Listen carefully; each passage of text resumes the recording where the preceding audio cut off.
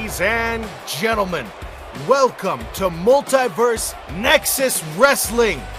I am Michael Montoya here with Pete McPherson, but where is our lovely host? He is heading down to the ring, General Manager Jerry Aldini, to give you some announcements. That he is, and I think we're about ready to send her down to the ring. Yeah, let's go to ringside. He's just a common man, working hard with his hands. He's just a common man, working hard for the man.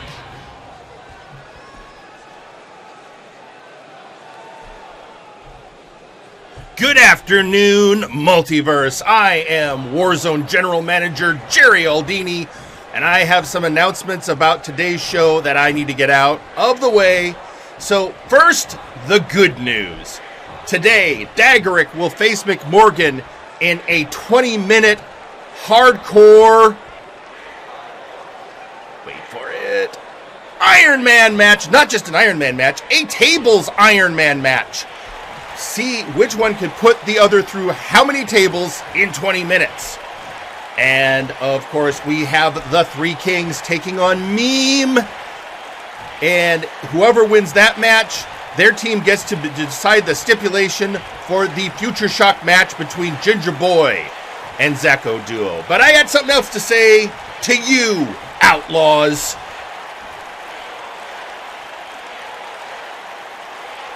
I was giving you a chance, Theron, CJ. I was giving you a way out of the doghouse so you could have a shot at going after the titles at Future Shock. And then, last week, you interfered in the main event. Well, guess what? That doesn't come without consequences. You're out of the match, you hear me? It's going to be High Voltage versus Blood Money in our main event to determine who is the number one contenders for the... Oh, for God's sakes, what does he want? Uh-oh. Looks like HR wants some words with Jerry. Never a good time. Jesus! Oh, God, there he is.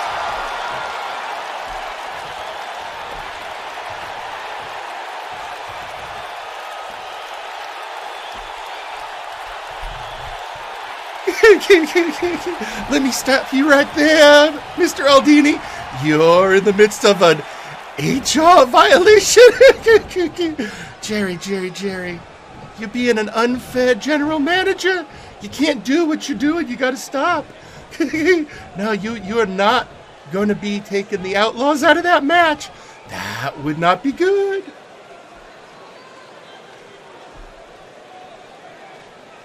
Listen, Anon, you run human relations.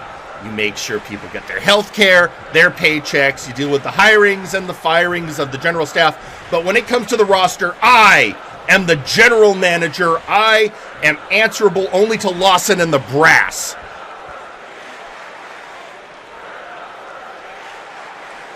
Ooh, Jerry, you need to check the fine print on the contracts. HR can step in if management is treating the employees unfairly. And that is just what you're doing to those poor outlaws. They're mercenaries, Jerry. Mercenaries. That means if they get a contract, they got to fulfill it. Wait a minute. Are you saying that if somebody pays the Outlaws to do something, that I can't take action against them if it interferes with a wrestling match? Wait a minute. Does that explain what the hell's going on Flashbang all the time? Good God. Is that actually a rule? Tell me. Oh, it is, Jerry, it is. So the main event is going to go on as planned. High Voltage, the Blood Money, and the Outlaws. And whoever wins gets to be the number one contenders for Shoot Nation's tag belts. And I'm putting an extra HR stipulation. If anyone interferes with the match at all, they're going to be fined and suspended. All right, I could kind of get behind that last one. So the Outlaws, as long as they've got a paycheck from somebody in their hands, could get away with anything. What about the other issue? You know that outside of this, they don't get another title match until Multivania. So if they don't win today, what does that do? Well, that is still under HR review, but Jerry, the issue, other than going after the janitor backstage, everything else was with a contract. They had every right as a mercenary to do. When it comes to mercenary work, you can't touch them. It's not. I don't want to have to put you through another seminar. Oh God, no. That's what I keep threatening Montoya with when he gets out of line. Ha! Fine. All right. If I got to accept this, I'm definitely going to be having a meeting with Lawson later. But okay, guess I'm going to have to, until we get further news from the brass, I guess I'm going to have to live with it. Fine. The main event, the Outlaws, Blood Money, and High Voltage. The winner faces Shoot Nation at Future Shock. Can't believe I'm letting this through, but all right. Fine. You know what? I'm just going to head back to the commentary booth and try and wash the stink of this off of me.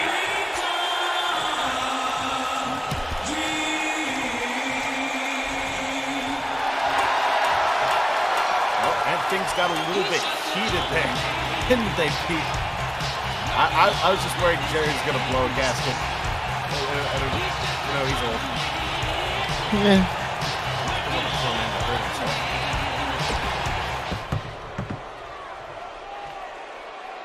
And just give us a moment as he makes his way back to the commentary booth, folks. What a way to open a show, the confrontation between the general manager and human resources.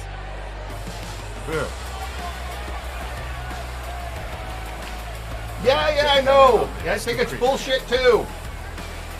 Let me. All right, hang on. Let me get my headset on. Jerry, you coming to the next seminar with me? I think we're going over. I think I avoided that.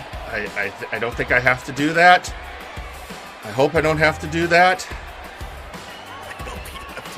I want you to have to do that so bad. Oh, great.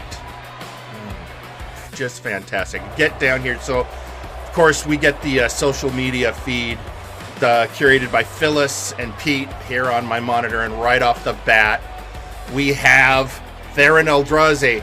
Hey, Montoya, we'd like to remind you as the only commentator we can't stand and like you are obligated to announce us to the ring. Thanks, buddy, and suck it, Jerry. I got you, man. You know what? You remember Anon's rule. Anything, you can only get away with it if somebody else is paying you.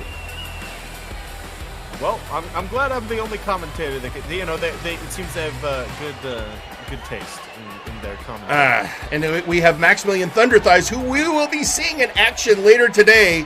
Well, I still have a lump sum of cash courtesy of VIP last August. Maybe some mercs might make good paid backup. Oh no, Max, please stay on the straight and narrow, Max. And then finally, Mr. Butler. This is 50 pounds of bull crap in a 1 ounce bag, Anon. I'm pretty sure mercs don't sign contracts; they just take jobs. Well, yeah, because I can see why Butler is upset. He's one of the people that is going to be in the main event. He is one half of the Blood Money team. And finally, and now we're hearing from another part of Human Resources. R. Sawyer whistles while setting up his new HR office. Yeah, I feel you, buddy. Oh, that leaves a bad taste in my mouth, boys. It just, I'm the general manager. I'm supposed to be able to manage things, but now Human Resources butting into my business unfairly, Jerry. That was the whole point. They try to step in because it's, you're not. I don't think you've been giving them a fair shake, honestly. You know what? I think I am going to deal with this. You send a dangerous man after them. They could have been hurt. You know what? Before we get into the main event, let's hear from one of the recent participants in some showcase matches so I can collect myself and we can get on the show. Ladies and gentlemen, I give you former, and this is important to what he's got to say, former Nakama Worldwide member, Depth Charge. So, this past week, Power Surge stood across the ring from Bart Ender, and the last embers of Nakama Worldwide were extinguished. The end of an era, as they say. Some people have asked me what I felt in this moment. Do I even care? Well, why would I? I joined Nakama Worldwide because I believe they were one of the top factions in the multiverse.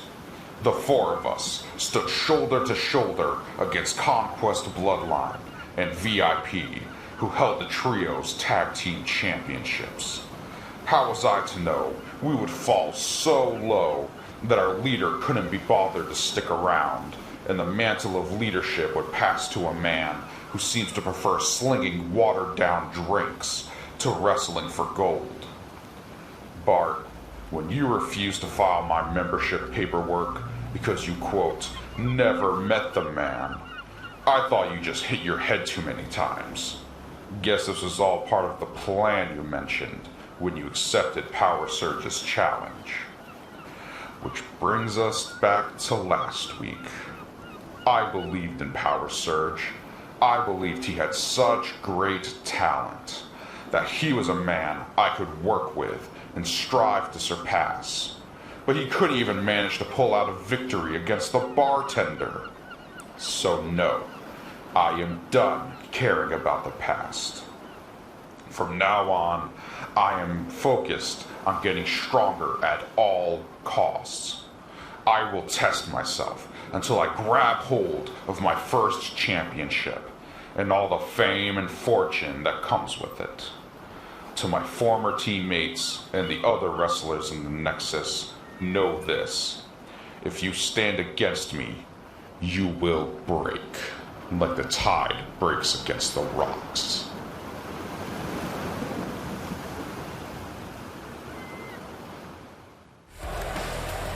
I will say that man disturbs me, but I love the promos because I grew up on the sea near the ocean, and so I find the background ambience very, very soothing. It's ominous and sleepy, which is Yeah, I know it's an odd arguably combination. worse. Yeah. Well, before we get down to our next match, a couple more moments on social media. First off, we have Sergeant Major Payne. Hey, Depth, I know a good spot to get a workout in and some guidance. That's very interesting, Sarge. Hey, by the way, you have a match later today. That's right. Sergeant Major Payne will be the latest member of Cloud9 to take on the best comedian to come out of the German super soldier program, Lachen. Two super soldiers by very different means, but hey, super soldiers nonetheless. That's gonna right. Be a fun one. And then we have McMorgan. Clarification for those ignorant of the world of hired guns. Yes, contracts exist. My grandfather always said, you sign a contract, so we don't stab you in the back. You sign long-term contracts so we don't stab you in the back tomorrow. Interesting. So that's, thank you very much for that insight, McMorgan, and good luck in your Warp Gate Hardcore Championship match today. You asked to take it to extreme, so we have set up a match that will take it to extreme. A 20-minute Iron Man table match.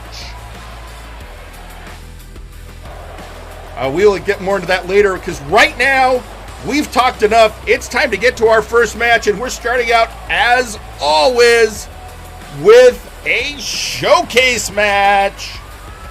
Buckle yourselves in, folks. We have some in-ring action for you. And let's bring it on down to our ring announcer for your competitors. Your opening match is an 8-man showcase match.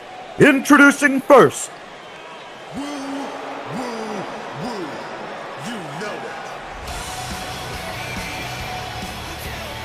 it. Rapture Newroad. Ladies and gentlemen, look at that. It's everyone's second favorite tiefling, Rapture Newroad, the high-flying and styling, made his way down to the ring. Yeah, and I'm sure he's been watching the action down on Flashbang lately. A lot of controversy. People trying to sully the name of his protege, Drathulu, since Drathulu's a changeling. And there's been potential shape-shifting shenanigans. Especially, what is with this Citric Kane? Last time I checked, Citric King is still in the hospital after being attacked by Blood Money. Murder Cave.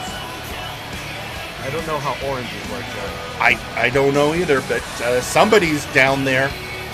Anyway, let's worry about the next man about to come out.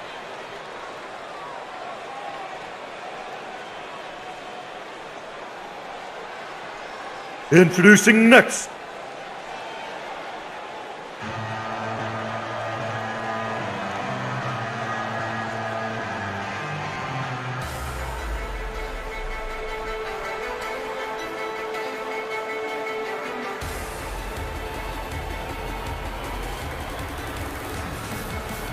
Alpha Kun. The current leader of Omega Club, it is Alpha Kong, the man who has been training up what he says is going to be the next generation of superstars in Gunnar Birch and Whitney Lee. Of course, we saw last week fellow Omega Club member Kelly getting attacked backstage by Uzra. We're going to hear more about that later today. But in the meantime, the master of the Lion Lotus is coming to face off in a showcase match, maybe adding to Omega Club's great showcase record. Yeah, with these two in this match, this is already preparing to be a high-octane event here. Yeah, 2 premier cruiserweights in a showcase, but you know how showcases go. It's not all cruiserweight fun. Yeah, no, there's going to be some big boys in here, I guarantee. So let's see who's going to be swatting these two out of the air. Well, you never want to ignore the smaller people. Let's look at, of course, the 2 top showcase performers are Uzra and Kelly. Why would I worry about small people, Terry? It's okay. You'll know at Future Shock. What? What? Nothing. All right. Let's Introducing next,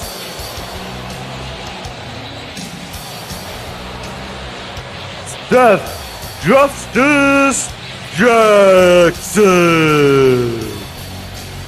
Did he leave something on his lip? Is that like some weird thing? No, It's not got a peanut mustache. butter. It's not peanut butter. He's grown a mustache since we saw him last.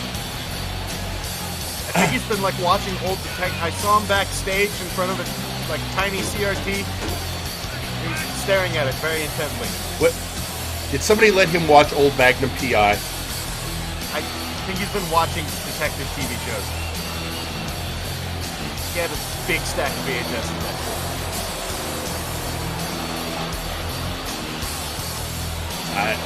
All right. You know what? A man's personal grooming is his own business. I suppose so.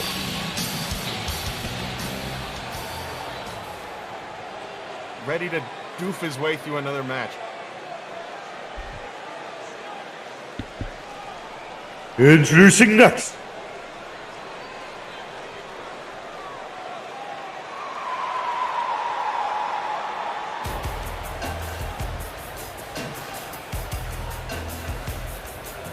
Pupus Monkey P.I. Oh, would you look at that? A competent investigator coming down to the ring. Hopefully he kicks Seth Jackson's ass. Papusa Monkey, his first official match back since being hospitalized. Papusa often gets on the wrong. He is a top investigator. We've hired him for many jobs here in MNW, which disappoints him greatly because he really would like to focus on his in-ring wrestling career. But he is such a good investigator, he always gets dragged into the mysteries. Including helping break the mystery of Maximillion Thunderthighs and what VIP had over him. You saw him last week coming out with Max to play Equalizer against VIP. So let's see what action he has. What is he going to bring to us today in this showcase? Oh, I get it. He's more who stole the cookie from the cookie jar, and Seth Jackson's more who levitated the cookie out of the cookie jar. Exactly. Ah. See, now that makes sense, Gary. Well, besides, hiring Seth.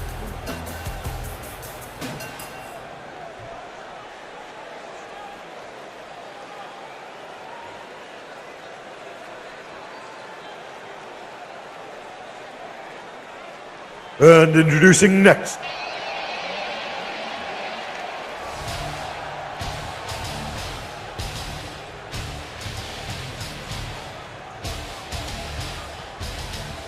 Hightower. Three-man walking, folks. Look at this. Yep, he's going to be swatting some people out of the air. A member of the Chained Hell. And let's remember his teammate Uzra, already the second highest showcase winner. Hightower himself has at least one showcase win, and he would love to add to that number. And I imagine he would like to help out his teammate and add a little bit more sting to, well, how Kelly's already feeling. I mean, he and Alpha Kong were part of that bar crawl brawl that theoretically ended the Chained Hell Omega Club feud. And they have since made the pact to leave each other's businesses alone. The ladies, however, they're not done with each other.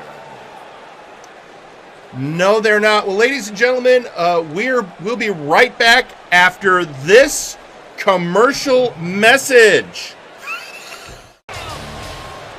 And we are back. Let us take it back to ringside for our next entrant.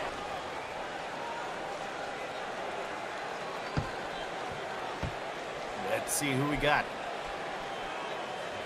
Introducing next,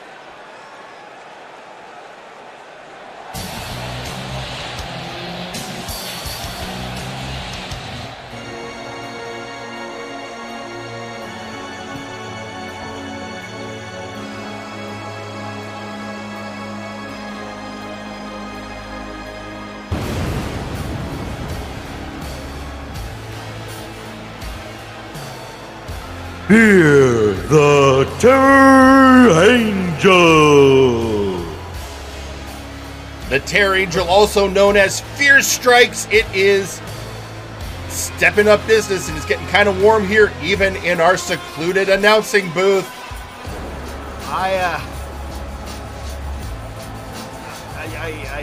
Yeah, I know. This is one of those people, Jerry. I understand you don't like it when the atmosphere changes. I don't. I have a humidifier in my apartment. I have my dog. I feel safe. But I don't feel safe here, Jerry. But this man has a halo. Come on, he's an angel. Doesn't matter. I mean, he's the I hate angel it of when he does fear, that. but, an angel nonetheless.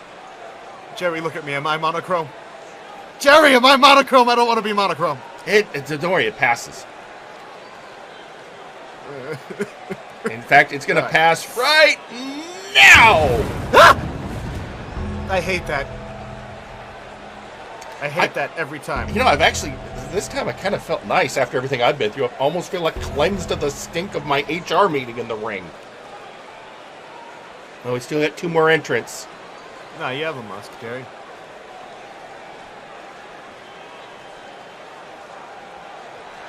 Introducing next.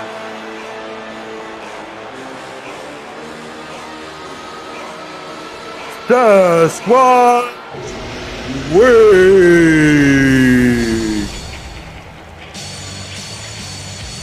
You know, I got a feeling he's probably feeling extra blood rage today. Yeah. After what happened to his tag team partner. The latest batch of Squatch Roast felt a little strong. Of course, Raphael Sampson losing the Big Oof Championship to the Storyteller after interference by the Outlaws. I'm not...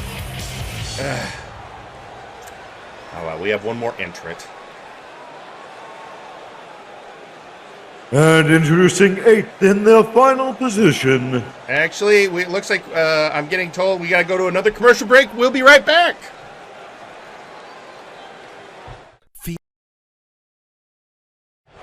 All right, ladies and gentlemen, we are back from commercial break. And we're getting things... So there's been a little drama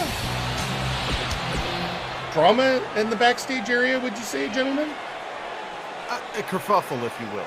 Let's just say our 8th entrance has been a freaking prima donna. He said it wasn't special enough. Yeah, he didn't want to be introduced with everyone else. But now let's go down to ringside for his special introduction. Yeah, so you can blame it on this guy.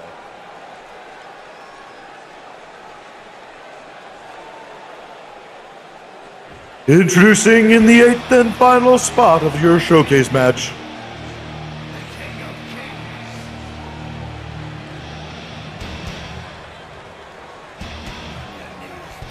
Here. Wait, did he cause the announcer's mic to mute? I think he just did some magic shit on the announcer. God. Ladies and gentlemen, it's Erlking Wes. Phyllis, can you go check on our ring announcer? I think he might have had, like, some... Oh, jeez. So, here we have it. Yeah, he's just like, no. My entrance has to be... I need time so that I'm not along with the common riffraff. Yeah, I think people... I don't know who they were, but people came out and, like, cleaned the ring. Yeah, it was strange. And they were all, like, wearing these pristine green outfits. Weird. It's almost St. Patrick's Day. Did he bring leprechauns? Okay, I'm scared now. Okay. Do I have to pull my ankles out? Is someone gonna bite my ankles? It's okay. Just put make a circle of Lucky Charms on the floor. You'll be safe. Okay, fill us Lucky Charms, please. Thank you.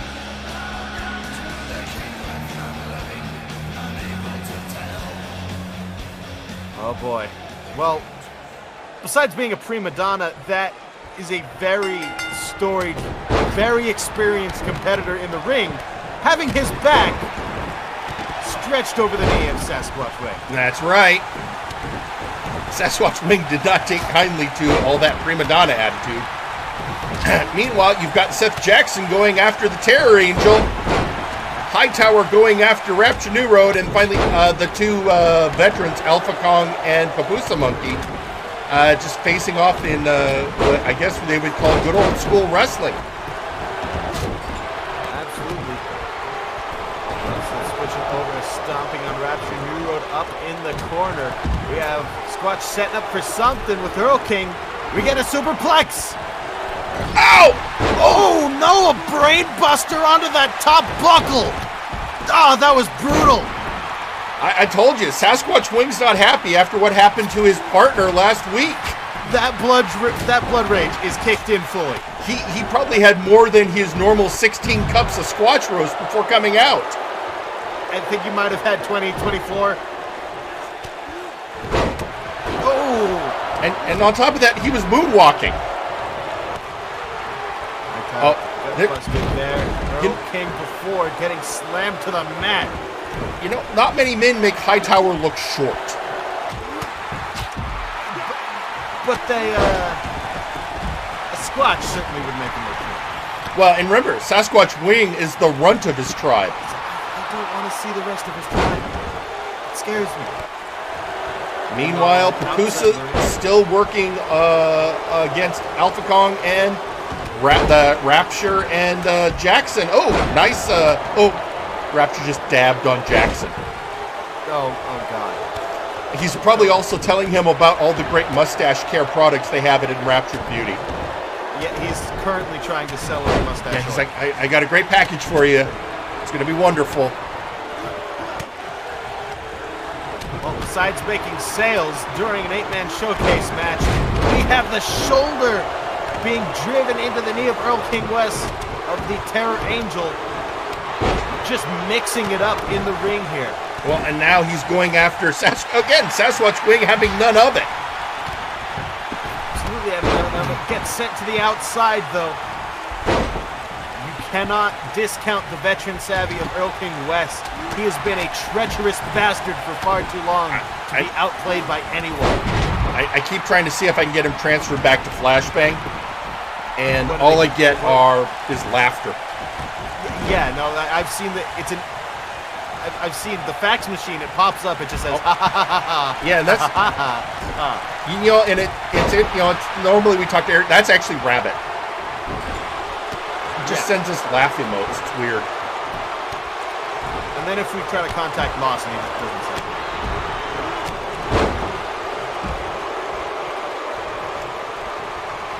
And the Terror Angel back in the ring. Hightower coming back after him. Alpha Kong.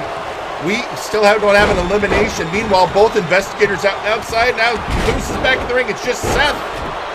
Yep, both off their feet. Took a moment to say hi to each other, it seems. They could have been comparing notes, ongoing investigations and all. Yeah, if you notice, they both wear ring gear big enough to, carry several notebooks. It's true. Plastic baggies filled with substances they find at sea. The ref, meanwhile, keeping an eagle eye out for whoever might be coming, get the first elimination. No eliminations yet. This match descending into utter chaos, however, with Seth the first pin. Seth going after Erlking West. They have quite the history from Flashbang. Yeah, Seth having to undo several bits of fuckery, as the kids say. That is what the kids call it. That's right. Oh, and bringing him out to dry. Oh, Seth going for a pin. Going for the pin. Ref was going to call it, but got distracted by Rapture Newroad. I think Rapture standing there. I think Rapture stunned the ref. Able to secure that. And while in the ring, Rapture Newroad giving a striking combination to Pupus, but Pupus fights back at the knee to the gut. Now we got 1, 2, 3. Our first elimination. Hightower has been eliminated. Fearstrykes eliminates Hightower, just brawling on the outside. Finally, the fear overtakes him. I mean, he is the Angel of Fear. Imagine that man staring you in the eyes, trying to hold you to the ground. That's terrifying, Jerry. I've never been in the ring with an angel before, so I wonder, it does appear like the halo is just a lighting thing. It's immaterial. Oh, I went 2, 3. Oh my God! Erlking eliminated Seth. Just giving Seth Jackson has been eliminated. And now he's going after Pupus. I guess Erlking West hates investigators. Which, well, you think maybe he intends on cheating in this match, Jerry? He's getting rid of the people who might be able to call him on his BS. Or, he has a lot of secrets. Either way, it seems like a brilliant plan from the Erlking. Oh! Oh! A meteor from the top rope stopping the pinning predicament. This is the second pinfall that Rapture has interfered with. And has stolen. No, Squatch kicks out. You do not want to mess with Squatch right now, though, I believe. That might be a mistake on the part of Rapture Newroad. Set up powerbomb, and now Alpha getting a pin on Rapture. 1, 2, 3, he's out. Rapture Rapture Newroad has been eliminated. Moved from this match. Oh, I'm just remembering the time that Rapture Newroad attacked a ref directly. I'm getting a little worried about Rapture. What's going on in that tiefling brain of his? he's been a bit more mischievous than usual. Again, St. Patrick's Day is coming up. I don't know if that's a big day for tieflings or not. Is that like a demon significance to? I mean, when they say that St. Patrick drew the snakes out of Ireland, you got to wonder what those snakes were. It could have been the Napiers for all we know, or I don't know. I'm gonna stop going down this path and focus on the in-ring action as Sasquatch Wing is just slamming Fearstrykes down on that unforgiving thin mat on the outside of the ring and he eliminates him. Yeah, he curled him up with that snake. Fearstrykes has been eliminated. Sent him straight down. Hell hath no fury, like an angry squad. Out. And out goes Kong. Alpha Kong out. Oh, Pupusa's on a roll. Oh, and as Sasquatch Wing just yeets the Erlking. Down to 2 fan favorites and a Fae. It looks like Squatch and Pupusa right now have a little agreement. Let's deal with the Erlking. Yeah, let's deal with the guy who has subtle yet powerful magic who can screw us both over. Yeah, that's honestly a great idea. Also the asshole that made us wait while he got his special entrance. True. Oh, and Looks like going for the pin. 2. That was great teamwork. Oh, but he kicks out. Kicking out at the last second there. Squatch says, all right, it's my turn now. Oh, and a massive left hand, the southpaw from Erlking. Just knocking Pupusa on his ass. Yeah, Squatch actually helping Pupusa up to continue the fight, and Erlking knocks him down again. But Teamwork staying strong here. Oh my God. Torture rack and over the knee. Dropping him down with that torture rack into the gutbuster. Now sending him back into the ring. Oh, and now Pupusa and Squatch getting in each other's way. I think. Oh, now they're remembering. Oh yeah, we got to fight each other too. Yeah, that teamwork that dissolved real quick. I mean, it's a showcase match. Oh, there can be only one.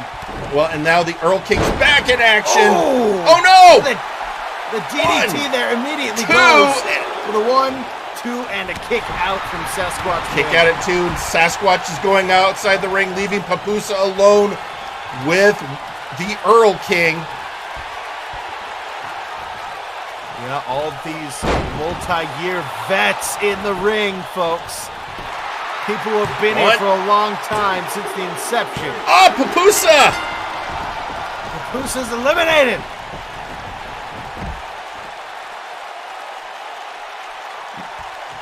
That Erlking stalking. We are now down to our final 2.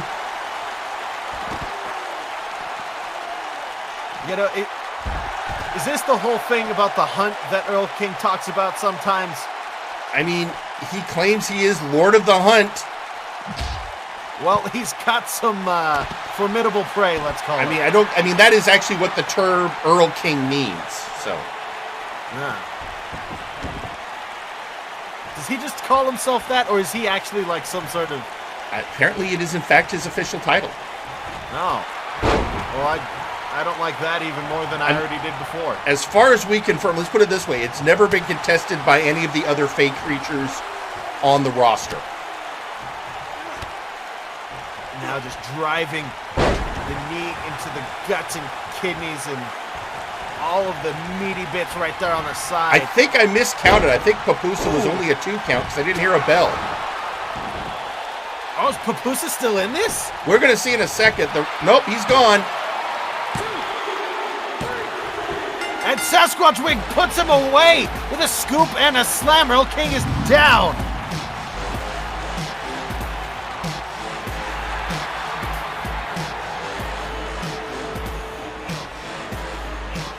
And that bastard Erlking, I think he did something to the announcer's mic again.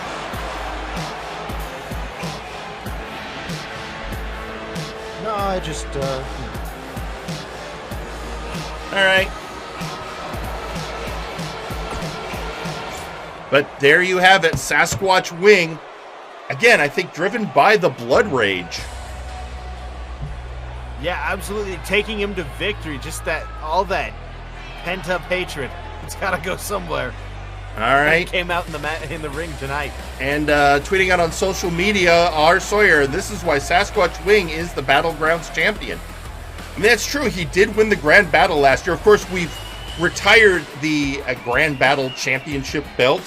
But in compensation, we've given Sasquatch Wing a wish. So at some point, he can call for a match. Any match, any opponent, any match type, any stipulation. And Sasquatch Wing can have it. And then actually tweeting out on social media is Squatch saying blood or not. Not good idea to take Rage of Sasquatch Wing lightly. I think we can all agree to that. Yep. And I think a couple people in the ring tonight did take that lightly and paid for it. I paid for it very much. So, we've had a lot of interesting issues happening of late here in the multiverse. Last week, we saw an in-ring confrontation between Mega Blitz X and Samjax.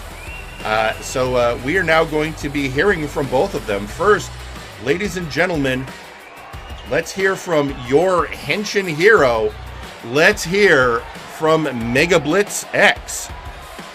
There is nothing outside of yourself that can ever enable you to be better, stronger, richer, quicker, or smarter. Everything is within. Everything exists. Seek nothing within yourself. What is honesty? The being of one to be truthful, non-malicious, or hiding no secrets. Now does that sound like our residential gothic underhanded leech man Semjax? No, not one bit.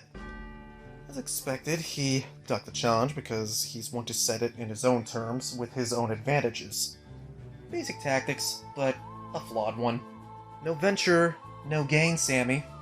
There's playing the waiting game, and then there's sitting on your ass acting like a deadly strategist, but when you actually go to try to do something, you get bonked on the nose and you back off like a fangless snake. But that's the thing about a guy like Semjax. With a dishonest person, you can always trust that they will always do things dishonestly. In all honesty.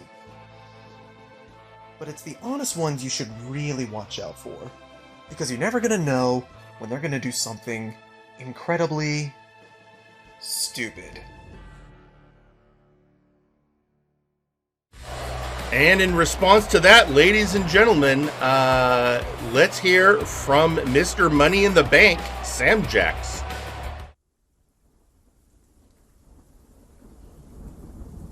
Sometimes a rat can come along and dirty up your home. Sometimes it leaves little presents in its wake. Sometimes it has a pack, a group, or a swarm. They infest your walls, nibble at your food, and can glean something foul and wretched to burn the essence of your core. However, it may be alone, left to be fed by predators. It doesn't matter if you're from a faction or you're on your own. Mega, you now have my curiosity. I see the ruse you're trying to intercept. You want me to give up my key to the mountaintop, a victory road paved in advance, and you want to take it from me. Your ambition is already getting to your head. Then you mentioned him. You have to do more than to speak about the wind-up broken toy that is Zanko. Normally I would have beaten you to oblivion right where you stood. However, that is too good for you. From one man to a boy, in my sincere honesty, I'm giving you this one warning. Stay out of my business. Do it again, and I will feed you to Gorm. He's ready to return the favor after the embarrassment you made out of him, and then some. Trust me on that. All right. Strong words from both men. I got a feeling that's just going to be ramping up. Yeah, that's going to be ramping up to a place. I don't want to see Samjex in the ring do that, whatever he did. You know what? I'm not going to worry about it. So we have one more person we have to hear from, but he is coming to the ring to make this important announcement. So, ladies and gentlemen, let's head to ringside and hear from the Allfather, Arcolf. Oh boy, he's got some words, perhaps for some of the younger talent.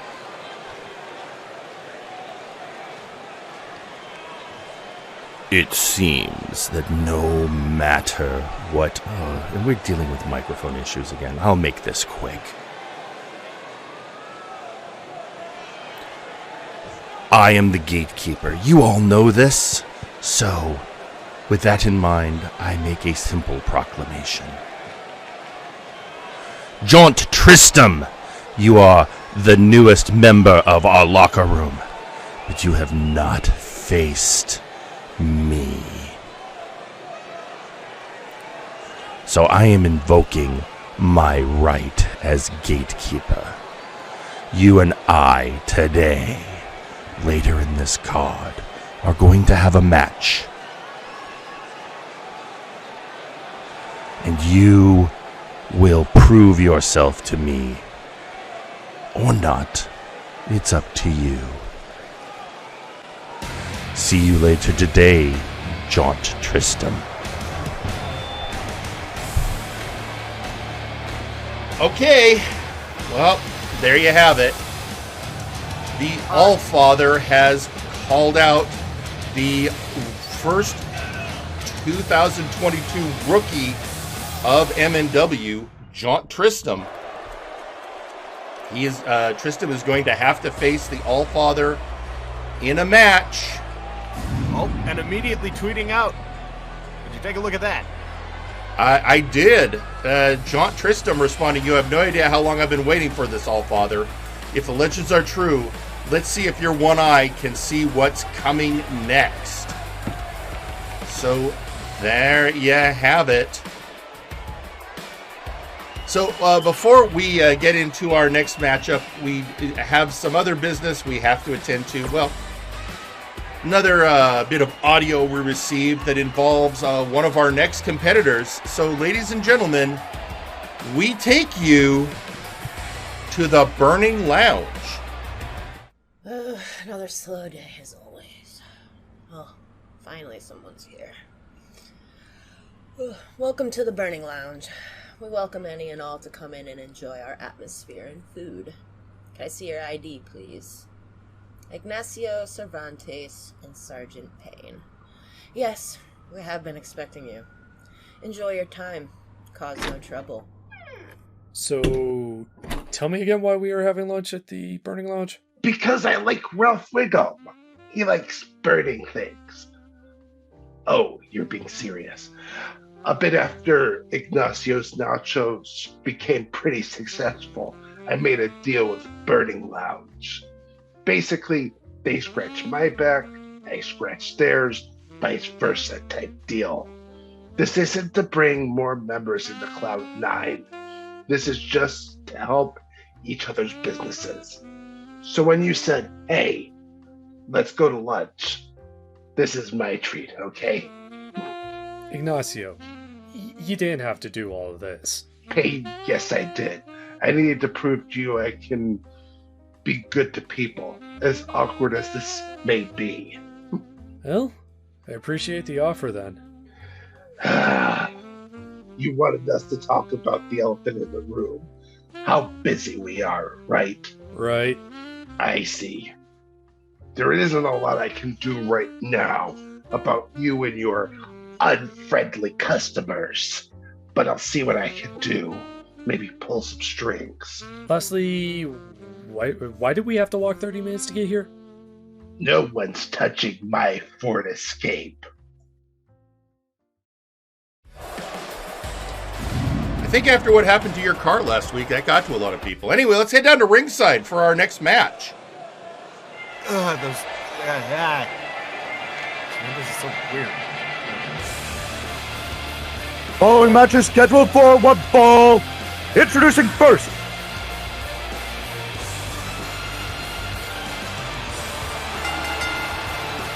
Sergeant Major Payne. And here he is, the unknown soldier, Sergeant Major Payne.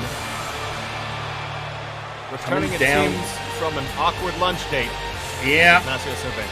I'm sure he was happy to get back into in-ring action where at least he understands what he's doing. You know, I gotta ask, do you think he wears the skull mask while they're having lunch, or does he take it off? Of course he does. I would use that as an excuse just to not make eye contact with Cervantes.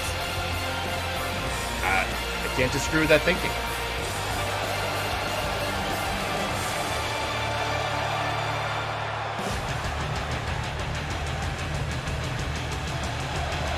And the crowd giving this man his due respect.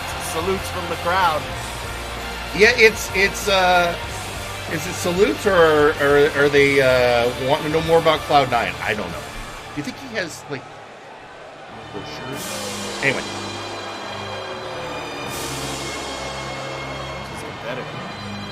Introducing next, Lachen. Okay, and here comes the finest comedian to come out of the German Super Soldier program. It's Lachen. Yeah, I went to one of his shows. He had the crowd in stitches. He was pretty good. Now, when you say stitches, were they laughing, or was there injuries? He threw one guy at the bar because he wasn't laughing enough at one of the jokes.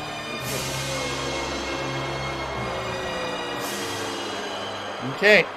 After that, people were laughing.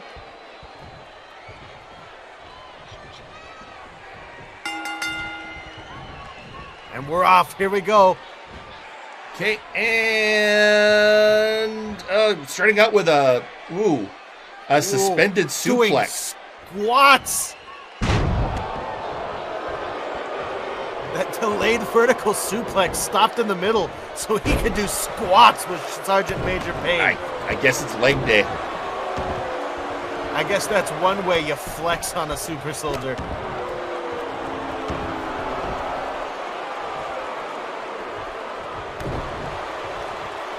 Kick to the gut from Sergeant Major Payne. Twisting him around for that neck breaker. Onto the mat, driving the knee to the right onto the head of Lachen. Sergeant Major Payne repaying that suplex with a good striking combination there, but now Lachen taking the lead, stomping the chest. And so far, all Lachen. Of course, what we should point out about this particular matchup, Lachen so far has faced Defunct and Ignacio Cervantes. Cloud9 has been actively recruiting him. He keeps saying 9, and they are not taking 9 for an answer. I don't think they know it means no. That's my guess. Blitzkrieg! Oh, the Blitzkrieg! It's attacking the jaw and head, folks. Just not only your body weight, but the body weight of your competitor. Coming down onto that shoulder, compressing the chin, the jaw. That's going to stretch out the neck. That could take some of those upper spinal bones and take them out of alignment, folks. That can really mess you up. That Blitzkrieg ain't no joke, and neither was that lariat taking Lachen to the mat. Yeah, Lachen getting some offense in, but never mind. Belly-to-belly suplex.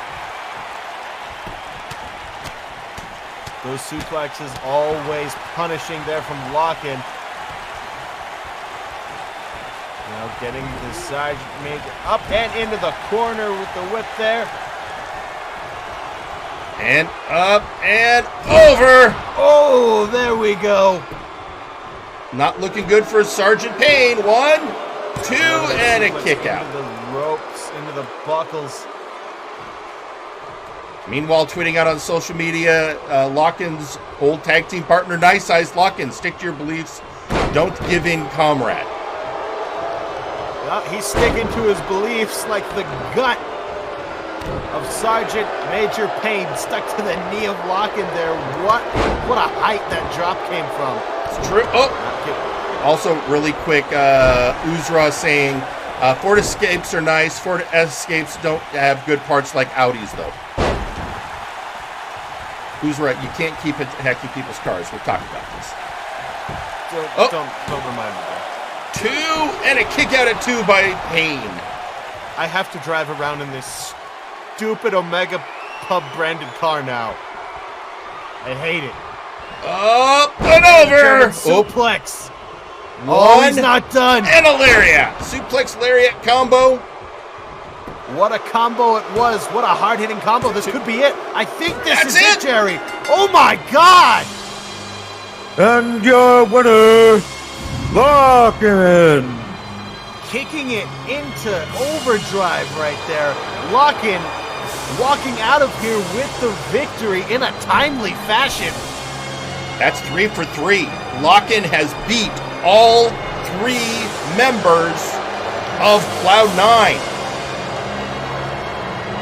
And Payne not looking happy about his performance. A shameful look on the face of Sergeant Major Payne as he walks back. Yeah, position, folks. What a match that was. What a showing from Lachen. Yeah, he has to go back and face his Grandmaster. So, there you have it.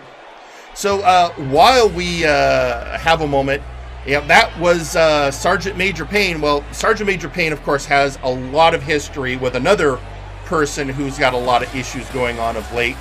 That, of course, being our winner of this year's Rookie of the Year Nexi. Ladies and gentlemen, he is the myth made flesh, Beowulf. Suplex Sam. The fact that you still call me a rookie just goes to show what little you know about the world around you.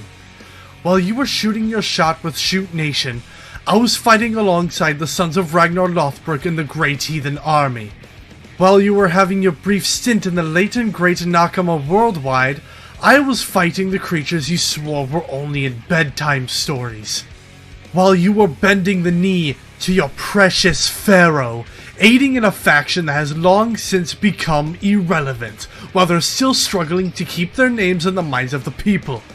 I was becoming the winner of the first ever Warzone showcase match, having instant classics with my now friend Sergeant Major Payne, and stepping in the ring against the likes of Arcolf, and even bringing him to his limit, and becoming your Warzone Rookie of the Year. And now you want to challenge me to a hardcore match. Sam, what you made may have been your worst mistake. I'm going to show you and all the others that I am one rookie that you don't want to fuck with. Because I am Beowulf. I am the legend reborn. So, looks like Beowulf accepting that challenge made by Suplex Sam for a hardcore match. Last week, of course, Beowulf beat Sam in a regular match. But Sam's saying that he'll beat Beowulf in a hardcore match without using any weapons. Yeah, the gauntlet was thrown down by Suplex Sam and picked up and accepted. Without hesitation, which I think we have come to expect from Beowulf. I mean, there's a reason he won that Nexi. Of course, as he points out, he's a rookie in MNW, but he is the reincarnation of an ancient legendary figure. So, or something. It's still complicated. You know what? We got another person we need to hear from, another legend of a different kind. So let's just head down to ringside and hear what this individual has to say.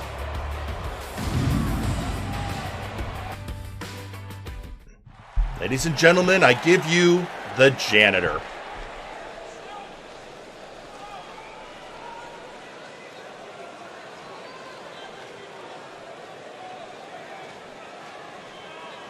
Storyteller, my old nemesis. We had that conversation recently in the ring where I got the answers of what your plans are. Funny that, amongst all of those plans, there was one thing that was omitted. A slight detail that is important. You said nothing about the Big Oof Championship, and yet now you hold the belt, and with the interference of the Outlaws, you hold it in the most dubious of fashions. And that I find concerning, but you and I have enough history that I know what has to be done, because it is, by tradition, an open challenge belt, thanks to our esteemed Mr. Sampson. So, since I'm sure you're going to follow that tradition, let me just jump to the chase. Storyteller, I'm calling you out. I am challenging you for that Big Oof Championship. And,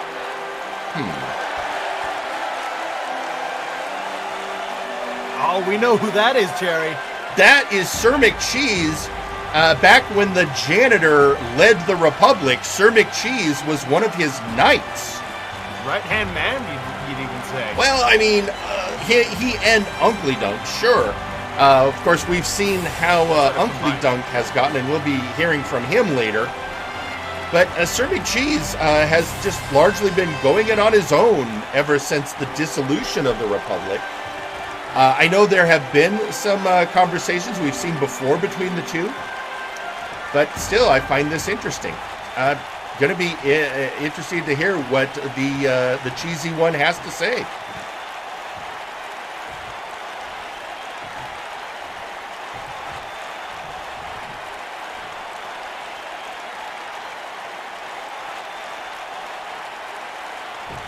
Hey, man, it's been a while since we last talked. Janitor. It's weird that can't calling you by your name. But I know it's been a while since we talked, and you know this whole thing with Storyteller. I don't think you should do any of this. McCheese, my dear boy, I understand concern. I know that you have always tried to do what's best for me, and but I can remind you that doesn't always work out. You thought stealing Uncle Dunk's hat would help get me out of my malaise, and of course we saw what happened there. But I know your intentions are always pure.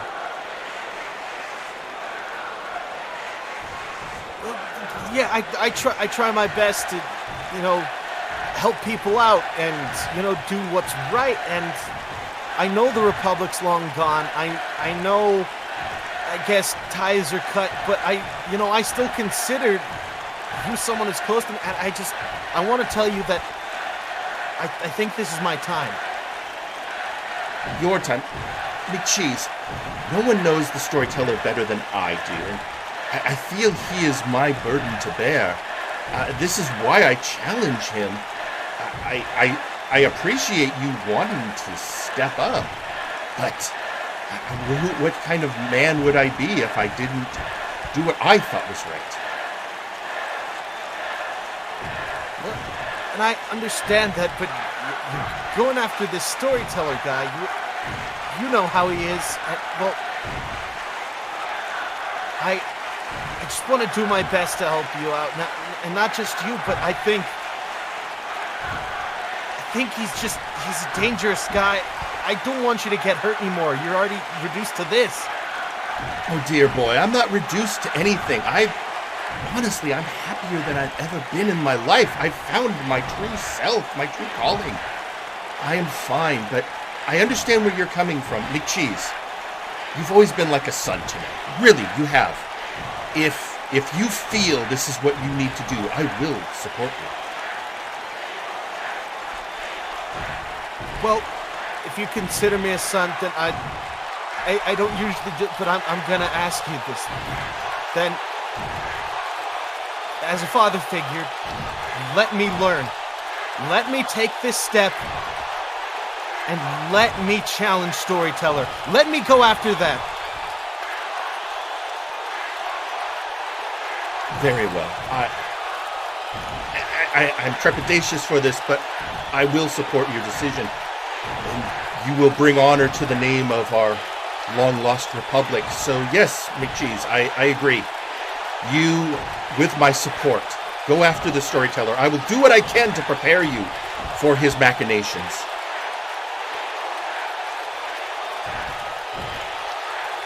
Thank you. I'm gonna make you proud. I'm gonna make everyone here proud. And I'm gonna put Storyteller on notice.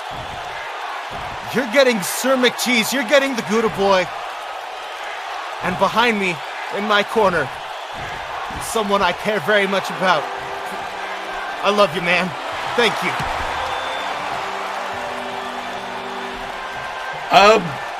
That was surprisingly heartwarming. It was okay for a while. Are you okay there, Michael? I'm good. I'm fine. Michael, is it dusty in here? You seem to be, your eyes are watering a little. Can we turn off the That's so I guess there we have it. We have the cheesy one, the best, the Gouda Boy.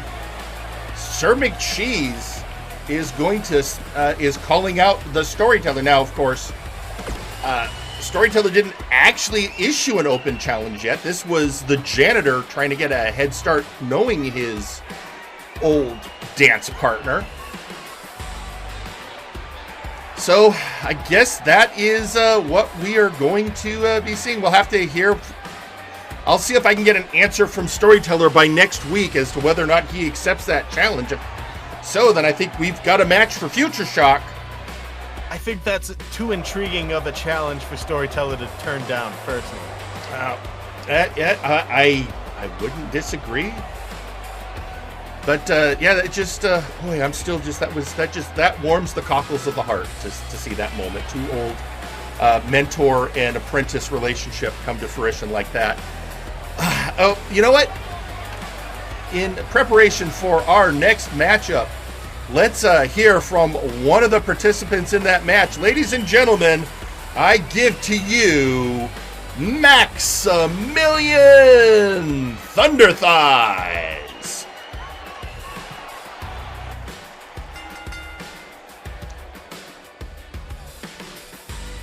And that is, hang on a second, something went a little wonky. Let's try that again. Ladies and gentlemen, Maximillion Thunderthighs. And that, ladies and gentlemen, is how you clean up the VIP dirt off a clean match. I told you, Ozir. I told you, VIP. I'm starting a war with you, and if you get between any of my friends' matches, I'm gonna be the one to finish it. Well done, Sentinels. That was your match to win, and Sparrow, you earned that pin. But I'm not here to talk about VIP losing.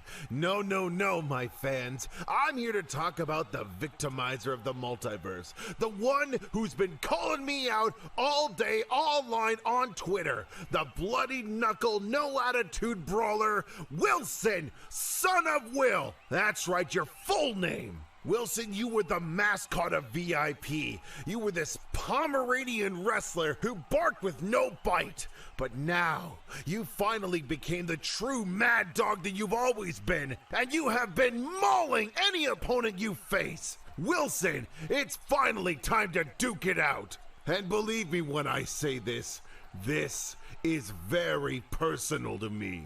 And Wilson, I don't mind if after this you want to end the feud with Max, but if we're going to end this, we're going to end this with a bang! And feel the warm, milky, healing, Jesus-powered goodness that is Lactatanks. Step inside or be thrown in forcibly by registered Anon after you've gotten the shit beaten out of you by multiple people in one wrestling match. We swear nobody has ever died in a Lactatank.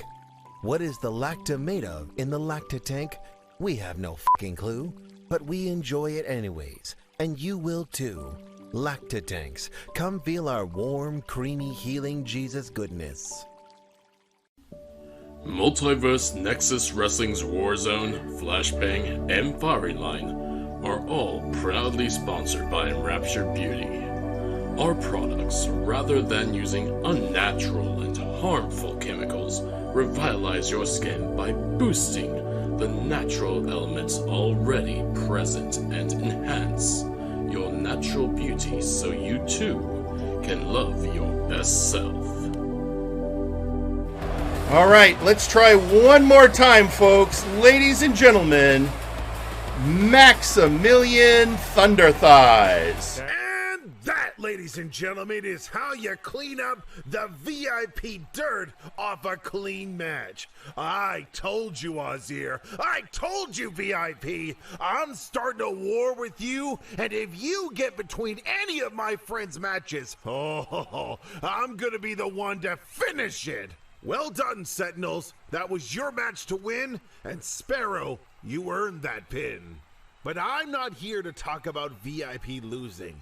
No, my fans. I'm here to talk about the victimizer of the multiverse. The one who's been calling me out all day, online on Twitter. The bloody knuckle, no attitude brawler, Wilson, son of Will. That's right, your full name. Wilson, you were the mascot of VIP. You were this Pomeranian wrestler who barked with no bite. But now, you finally became the true mad dog that you've always been, and you have been mauling any opponent you face. Wilson, it's finally time to duke it out.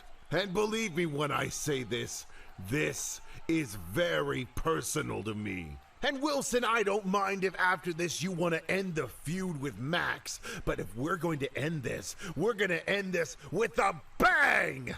And hell, there's a pay-per-view coming up. Do you hear me, Jerry? Do you hear me, Lawson? Do you hear me, fans? Who wants to see Max versus Wilson?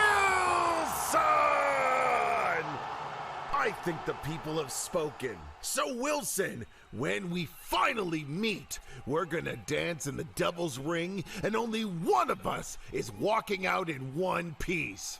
Will it be the bloody knuckles of the victimizer Wilson? Or will it be the shining fist of retribution from Maximillion Thunderthighs? Let's find out! Come get some, Wilson! I dare you! Well, strong words from Maximillion Thunderthighs, but in getting ready for this match, he just tweeted out, "It's time, Doctor of Albanomics. You kept my media schedule full of VIP lies, and it's time to put the scratch to the doctor." All right. And with that, he's right. It's go time. Let's head down to ringside. One more tweet on social media real fast, and this is from Sparrow, who has been working so much with Max on this. Max, you more than anyone else deserve a chance to serve a steaming pile of justice to VIP. For too long have we allowed corruption to take seed. For too long have men of honor of your ilk been subjected to the vile schemes of VIP. No more. This ends now. With that, ladies and gentlemen, let's head down to ringside.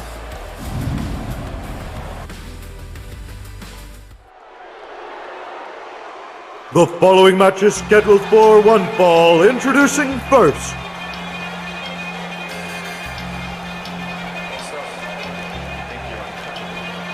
representing VIP, the Doctor of Albanomics. And there he is, the Doctor of Albanomics, one of the members of VIP.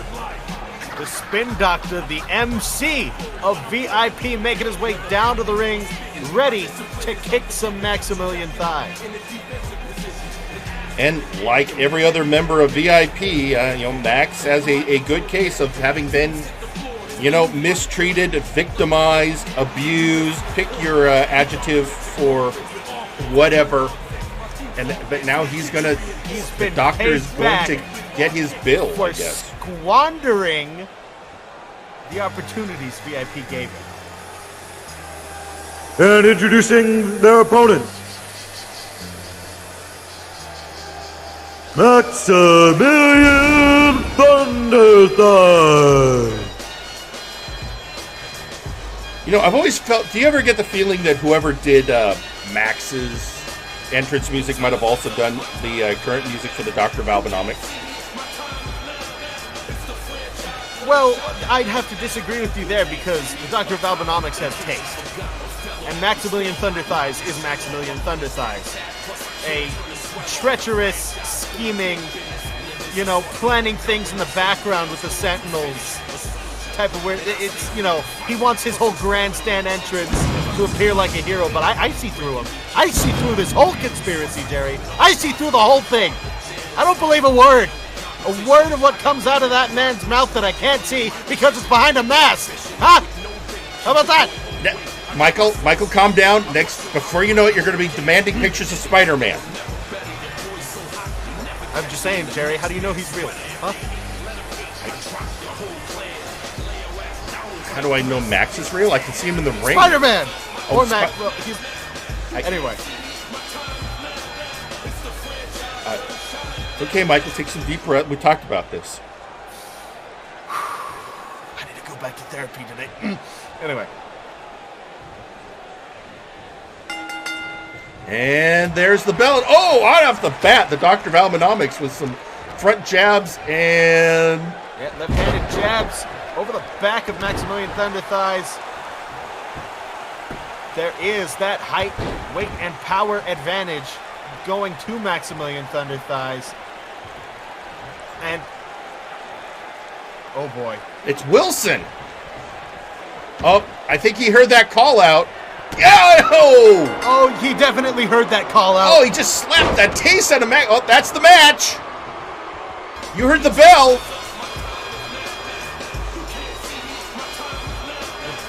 Disappointed look, not only at Maximillion, though.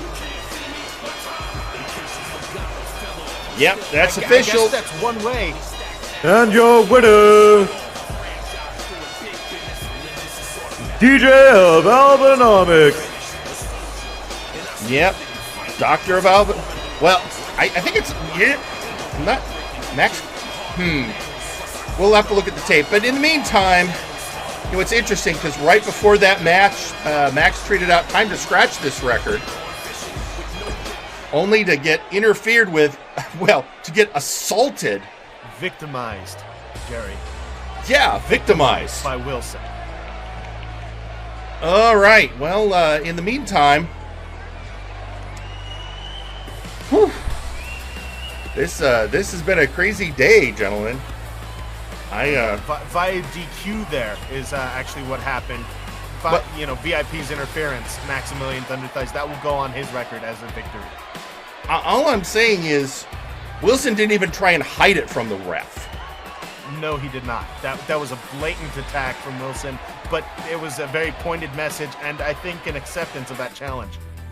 Oh, I think so. I think we may have another Future Shock match. I'll double check with the brass that we're gonna, because now I feel like I have to double check everything with the brass because of human resources. Speaking of which, our Sawyer tweeting out, to be fair, this is technically a win for Thunderthighs, so he can scratch the Doctor of Albanomics off his list. Sawyer, is that the official word of HR? I feel I have to ask. Michael, I'm second guessing myself. Today has been a day of second guessing. You know what? We have another person we need to hit. You know what? Let's hear, before we get down into the ring again, let's hear from Uzra of Chained Hell. I'm not going to come out and insult your abilities, Kelly. I honestly always thought of you as an honorable fighter. But when you come up to me, backstage, running your mouth, laying your hands on me first, that was a big mistake. I do not give a damn about your Queen of the Showcase title. I will not let someone walk up to me and insult me. I hope you learned this when your head dented Montoya's car, or when I made you kiss the concrete before your small nap in the parking garage. I wasn't going to stop until one of us would stay down. And you stayed down. You brought the sass and took a chance, and I took that chance to stand up and raise some hell. I will say this one time, and one time only for everybody. I do not talk shit. I rock shit. So, I guess an explanation of what happened last week. Again, Michael, sorry about your car. It's fine, Jerry. I found a way to monetize it. Is anyone... Okay, message me on Twitter. Anyone wants... any of you creeps want a bumper with a face imprint of a pretty lady on it. $500. You know what? Let's head down to the ringside. We have somebody else who... there's another challenge being issued. Because apparently that's what we're doing now. But this one I'm more intrigued with. So let's go to ringside. And it is the Sith Lord Exar Kun.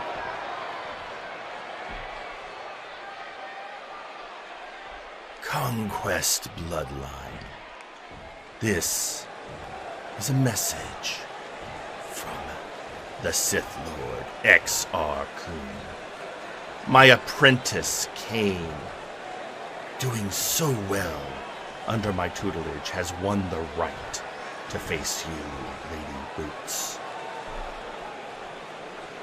At Future Shock, he will challenge you for the Nexus Titan Championship, and of course, he will be victorious.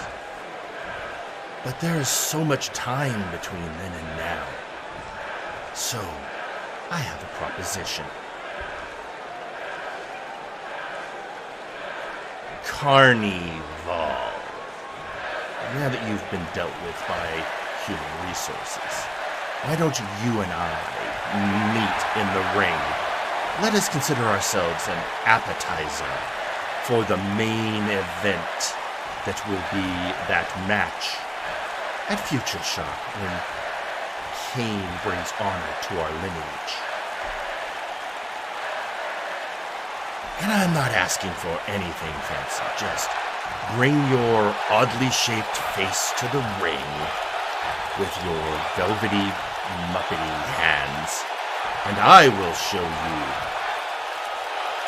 the true face of your fears. Trust me. I will break your chains. Trust me. I will set you free.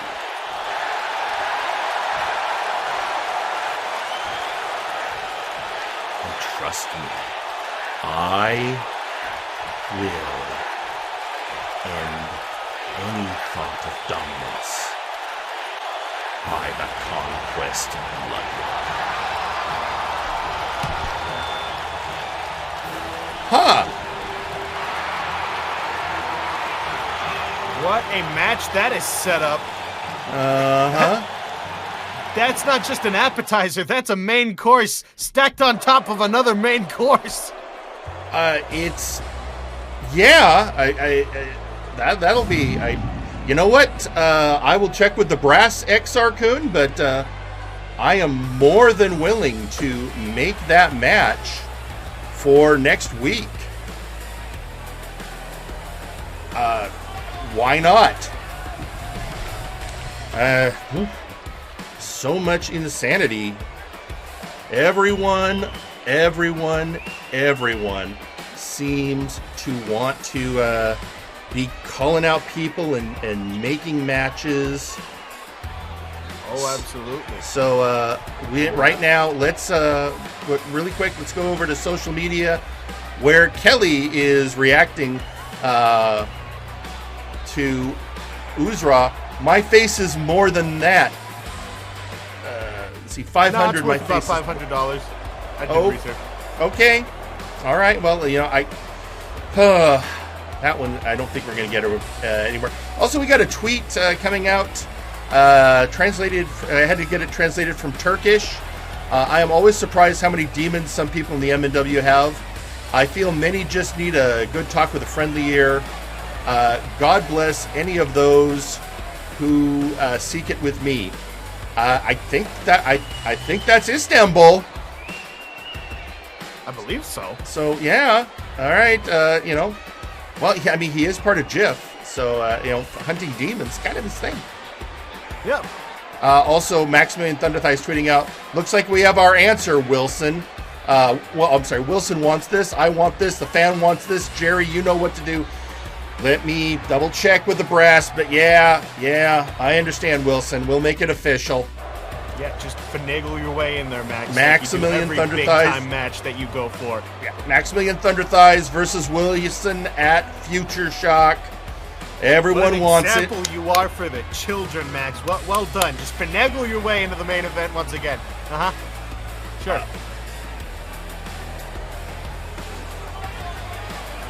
With that, well, you know what time it is? Do you know what time it is? Is it time for some gatekeeping here? It is, in fact, time for some gatekeeping, ladies and gentlemen. It is time.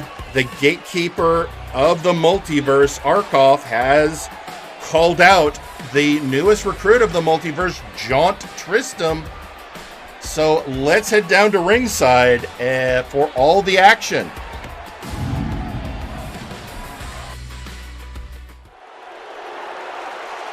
The following match is scheduled for one fall. Introducing first,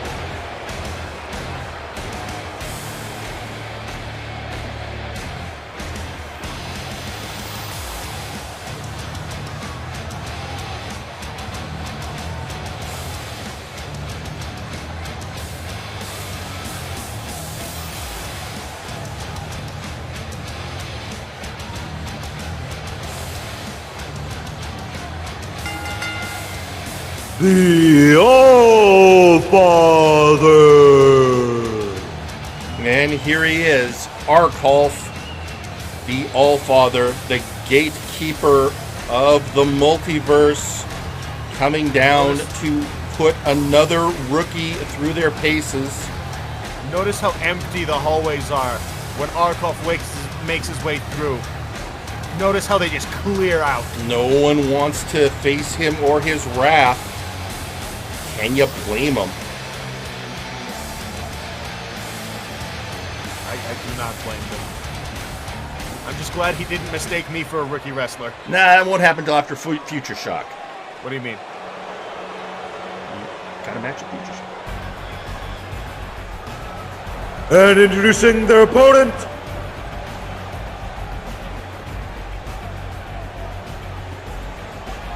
the Creation. What? Oh, right. Yeah, this. Last minute change. Forgot to tell you. I was approached by Dr. Caliban pointing out that Jaunt Tristram hasn't had a chance to prepare and that he and the House of Caliban still have a little bit of an issue with the murder cave. Remember, Arcolf put Dr. Caliban in the hospital? So I may have agreed for a last-minute switch to allow some comeuppance. I haven't seen it with my own eyes. That's Christopher, that monster? That is Christopher Caliban, the Creation. Fun fact, when Dr. Caliban made the Creation, he used the heart of a deceased MNW wrestler, Taiku, who was killed by the Inquisition. And who brought the Inquisition to the multiverse? Oh wait, it was Arcolf. So the Creation has more than one reason to want to have a match against the All-Father. Ladies and gentlemen, justice for Taiku. Oh my. Jerry, by the way, I found out what that urn is. This. That is a piece of scientific equipment called a quantum analyzer. Apparently, Dr. Caliban wants to take readings. Well, he's got plenty to analyze, and so do we. Oh, and the ref! Arcolf just took out the ref! Underestimating the athletic ability of this stitched together abomination that is Christopher, this terrifying monster in the ring with Arcolf. Yeah, the creation, normally a wrestler on Flashbang, so, I had to get special permission, but Lawson said, sure, whatever. He likes the irony. My God. I knew this monster fought in MNW arenas, but never did I think I'd see something like this on Warzone, Jerry. I'm flabbergasted. This is going up against a formidable opponent, though, in Arcolf. If anyone could take down a creature like this, it's him. I mean, you're not wrong. This is actually a fairly even matchup. But apparently the creation originally wanted to have a match when Arcolf was on Flashbang, and that never happened when the Empire of Terror switched out his brain for the brain of the beast. They switched his brain. Yeah, they took his brain out. In fact, a certain other specialist doctor we know of did the surgery. Oh my. Starting to see where there might be some history here. Plenty of history building up, and there's plenty of violence going on in the ring right now. Creation, Christopher taken back down to the mat. Nice arm control there by Arcolf, now dropping that massive weight, that massive elbow across the chest and abdomen of the creation. Oh, now coming down on him. Oh, it's just going after the small of his back. Oh my dear Lord, what a violent match this is turning into, Jerry. Dear Lord, all right. Oh, and a stump puller by the creation, also tweeting on social media, his House of Caliban teammate, the Sandman. Even demigods can feel pain. The wheel spins for you. Hashtag vengeance for Caliban. Up, pinfall. 1. And it's a 1 count. It's a 1 count. Argo not going down that easily. It's going to take nothing short of a grueling war to take either of these competitors down for the 1, 2, 3. Oh, the brain chop! There it is, folks. 1, 2, and Arcolf kicks out again, and the creation is feeling the frustration. What's he gonna do now? That brain chop reverberating through the arena. Oh, I felt that in my teeth, Jerry. In my teeth. Demanding the All-Father get up.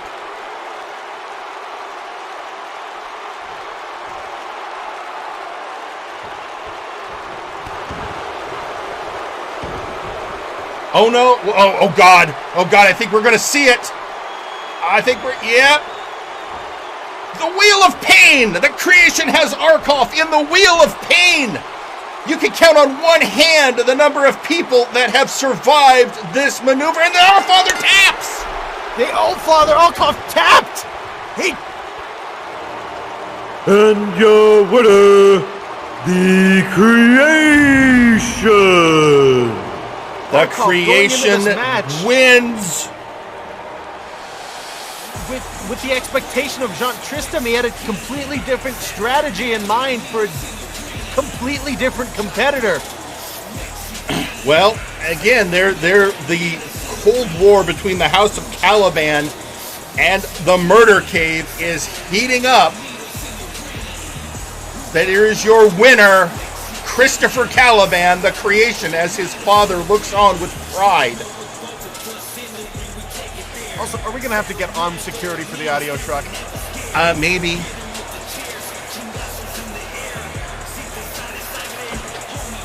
Or they just got the tracks mixed. You know, we are going to be seeing the Three Kings in action.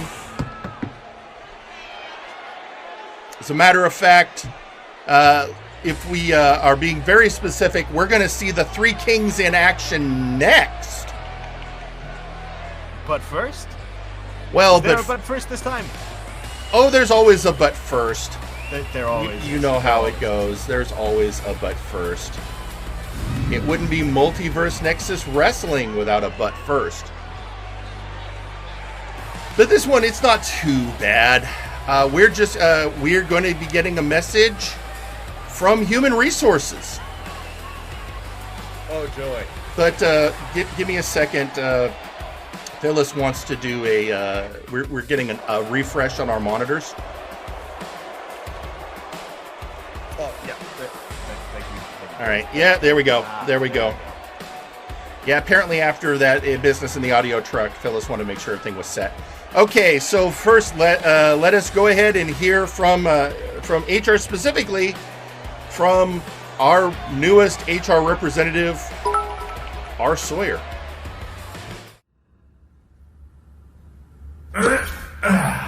There. Got my HR desk set up. Head of the complaints department. Now why I couldn't have it in the mean workshop is beyond me. And this fucking suit is already driving me up the wall. Where the hell did he even get this from anyway? 2-bit Bayou store?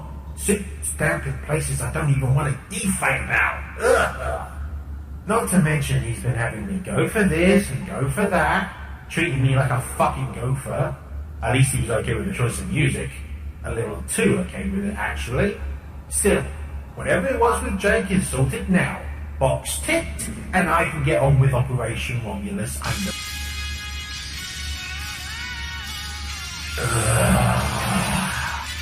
What could you possibly want with me, you sniveling, slithering, insignificant little Message from Anon. What a surprise. Got a job for you. Again, not surprised. Be ready to answer no matter what. Well, that's fucking ominous. Motherfucker better not call me in the middle of my trios match. Seriously, he better not call. Otherwise, we're going to have a violent difference of opinion. Well, I'm sure there's nothing ominous about that. Yeah, HR never does anything ominous. No, I mean... At least you're more so on my side of that now. Well, after what happened, and really quick, tweeting out on social media,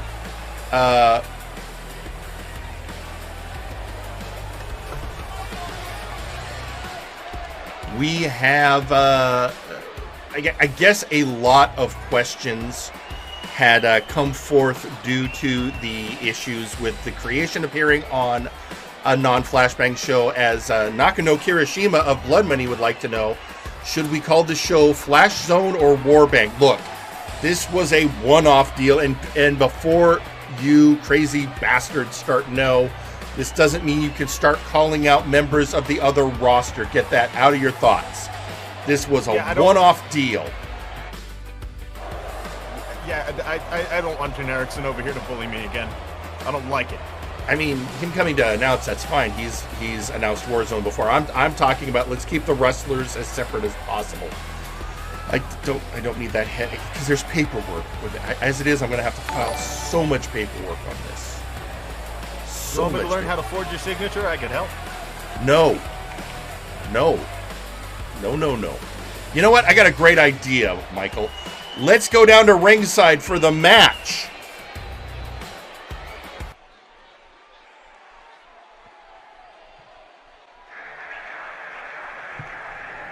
The following is a trios match. Introducing first,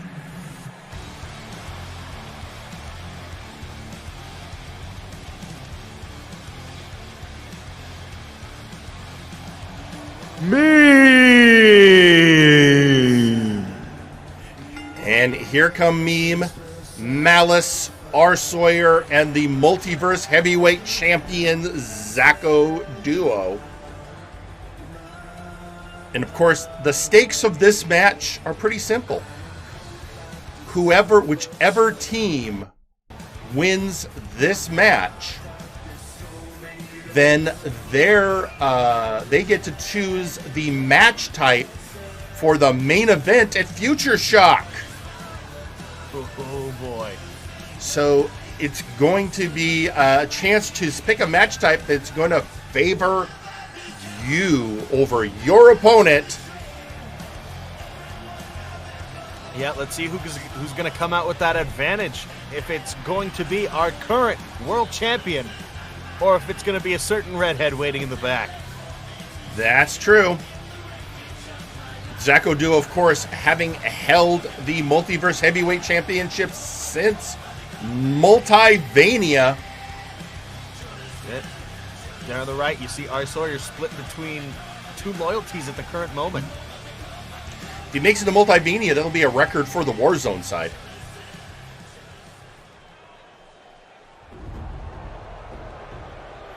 And introducing their opponents, the Three Kings.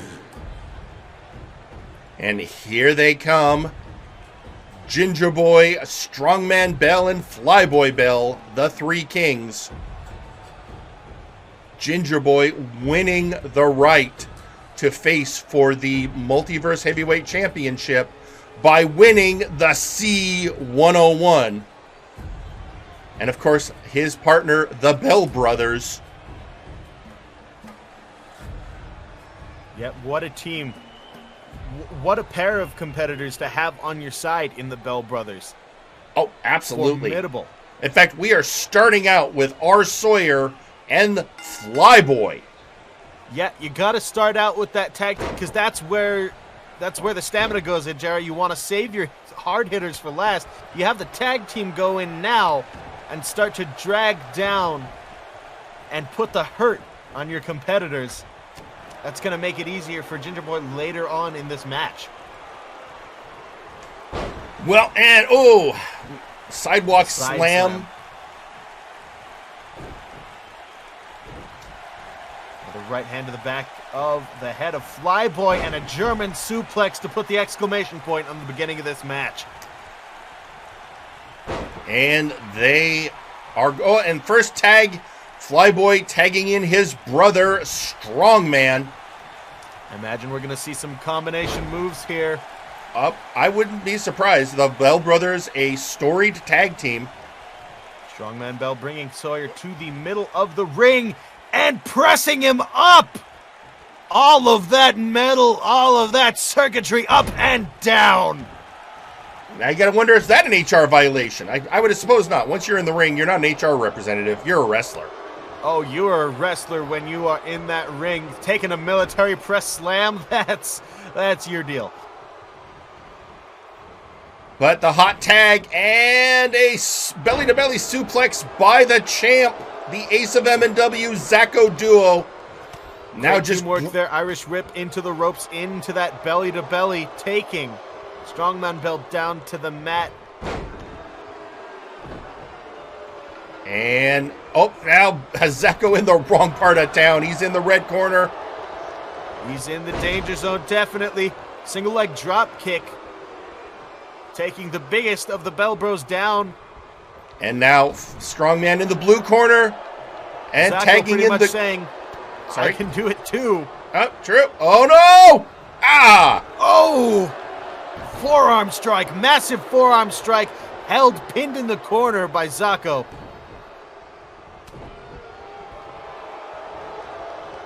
Big left hand to the gut, now sending Sawyer into the wrong corner. Sawyer sending him back. These competitors just tossing each other back and forth. Double team effort by the main event Mex.exe while Ginger Boy distracted the ref. Both Gingy and Flyboy wanting the tag. Taking 2 elbows for his trouble. Good shoulder throw there. Taking the champ into the dangerous corner, and here comes the challenger.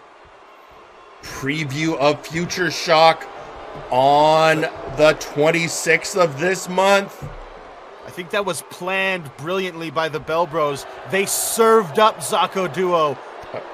They served him up. Did you notice that, Jerry? They got him tenderized for him. I did. Also, interestingly, R. Sawyer tweeting from ringside, when I wear the green, I'm with Meme. When I wear the red, I'm HR. Wait a minute. Is he? Can he hear us? Wait. What is he hacked into? I think he's watching the broadcast while fighting on the broadcast. Not sure how I feel about that. But anyway, back to the action in ring as Ginger Boy gets slammed by Pure Mouse. Oh. Yeah, he gets his brain busted. Here comes Big Boy versus Big Boy. Mechanical muscle slapping manly meat. Just stomping the legs of Strongman. Strongman tags in his brother Flyboy. You know what's a counter for all that mass, Jerry? It's some speed. Speed and agility, which Flyboy has in spades. Buckets full, even. Top cruiserweight here in MNW, and bulldogging the bot. Yeah, taking him off of those turnbuckles. Bulldog into the unsafe corner for Flyboy. No fear once again, folks. No fear from Flyboy, even though this competitor is much bigger than him, working on that arm, taking away that offensive ability. He just needs to keep moving and not get caught in that blue screen. And that's exactly what he's doing! And plate swing! Taking down the big boy. Ooh, still working on both those arms, going after the joints. And now he's bringing him over to the red corner, not where the blue bot wants to be. That's plenty of mass for... Oh no, what are you doing, Strongman? No, he just jumped over the ref! Coast to coast drop kick! My God! I'm just impressed he jumped over our ref to do it. Cleared the ref. He buzzed the tower on that one. I think that's what we'll call that.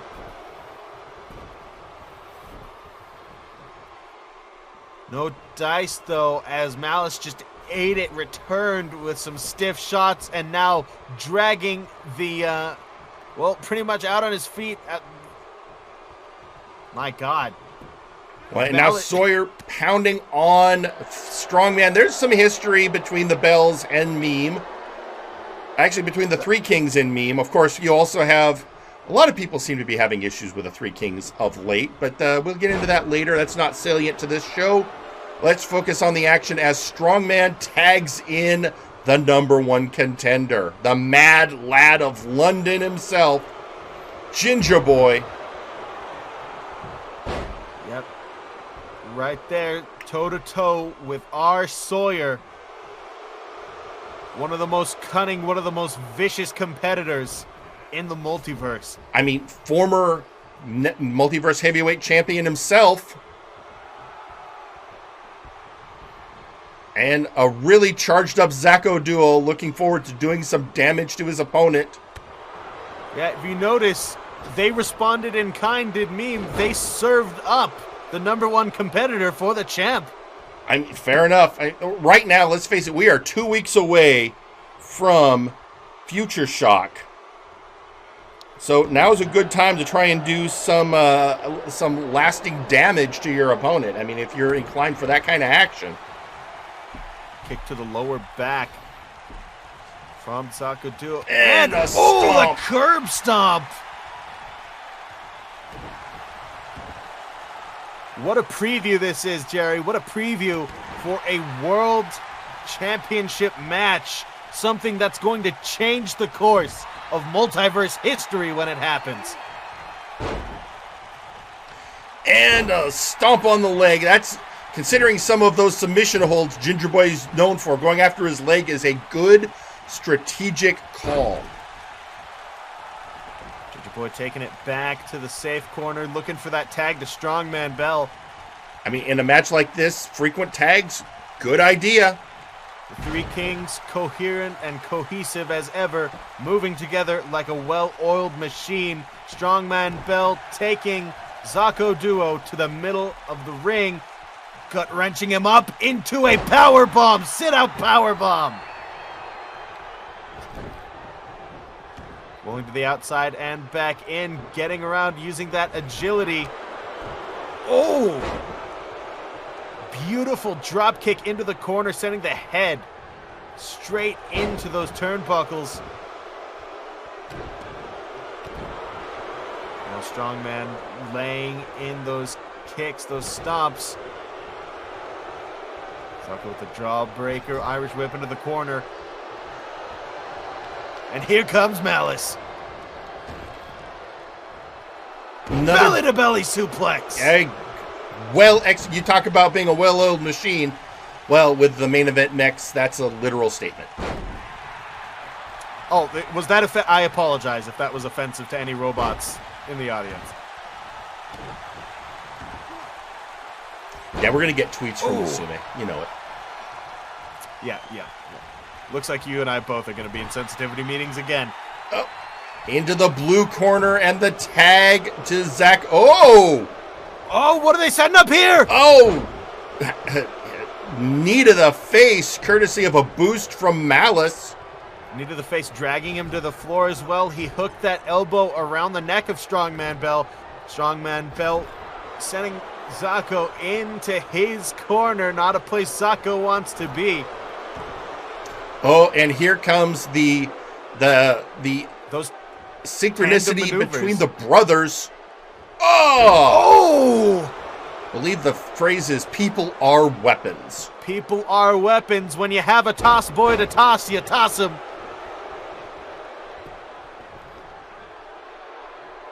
Here we go.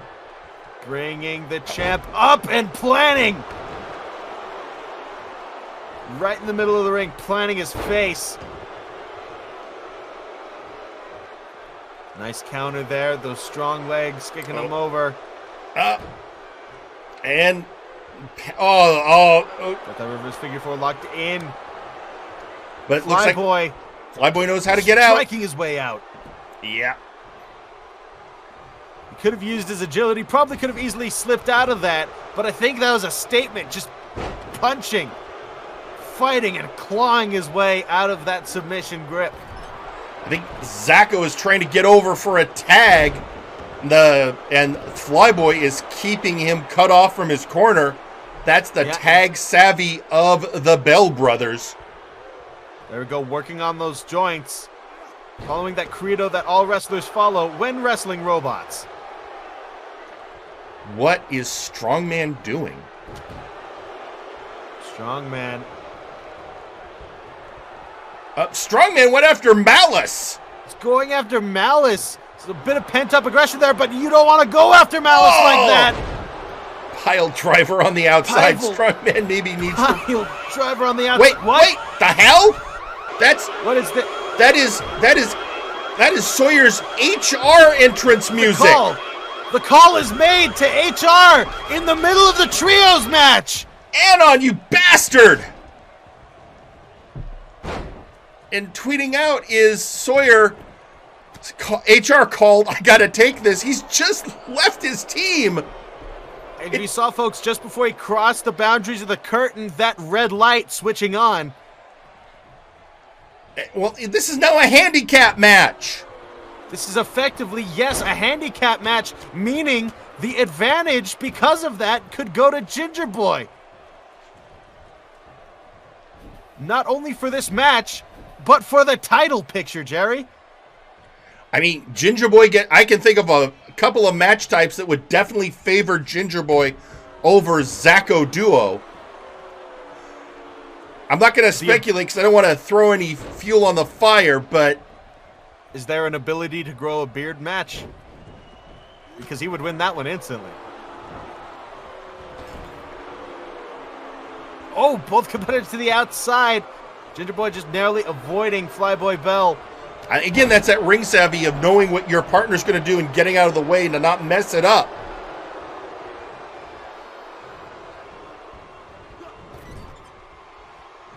There you go. Meme keeping it together, not missing a beat. Oh, great job. Programming kicking in. Speaking of kicking in, there's your champ, folks. With the tag and with the takedown. The agility. Zacco Duo, and now the vertical suplex. Showing off that strength as well. He's not going to let Flyboy get that tag. That would be a hot tag at this moment. But Flyboy taking control. Again, the numbers game favor the Three Kings at this point. The Three Kings versus the two mechs. There we go.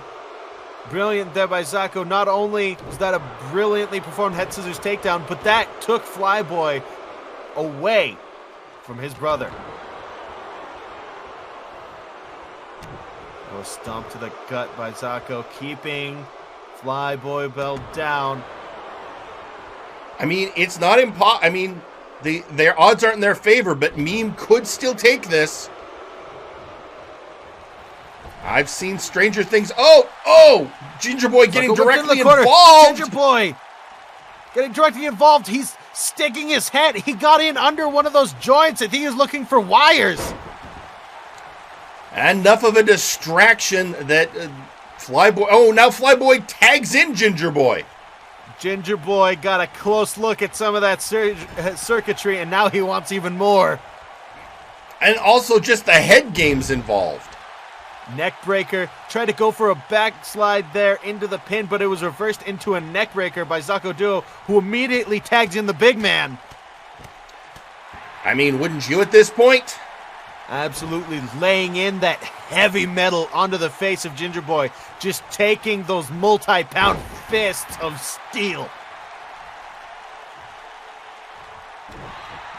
You want to know why it feels like you're getting hit by a truck when Malice smacks you around? Because he can be a truck if he wants. That's true. The man is a literal truck. The robot, I mean. He's a transformer. What you're trying to say is he's a transformer. These personifications of robots, it gets a little weird, Jerry. Move into the corner. And double team and... Oh!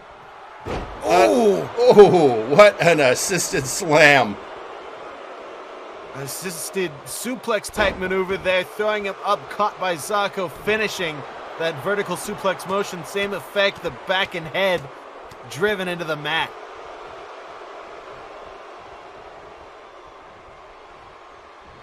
Now knee to the gut and head scissors takedown.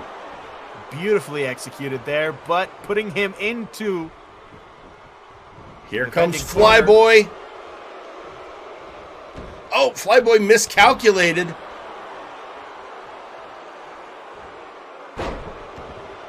German suplex. Stalling German suplex there. Slap to the back. Keeping in control.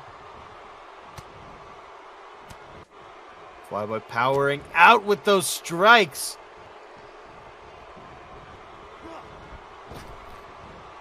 Whip into the ropes.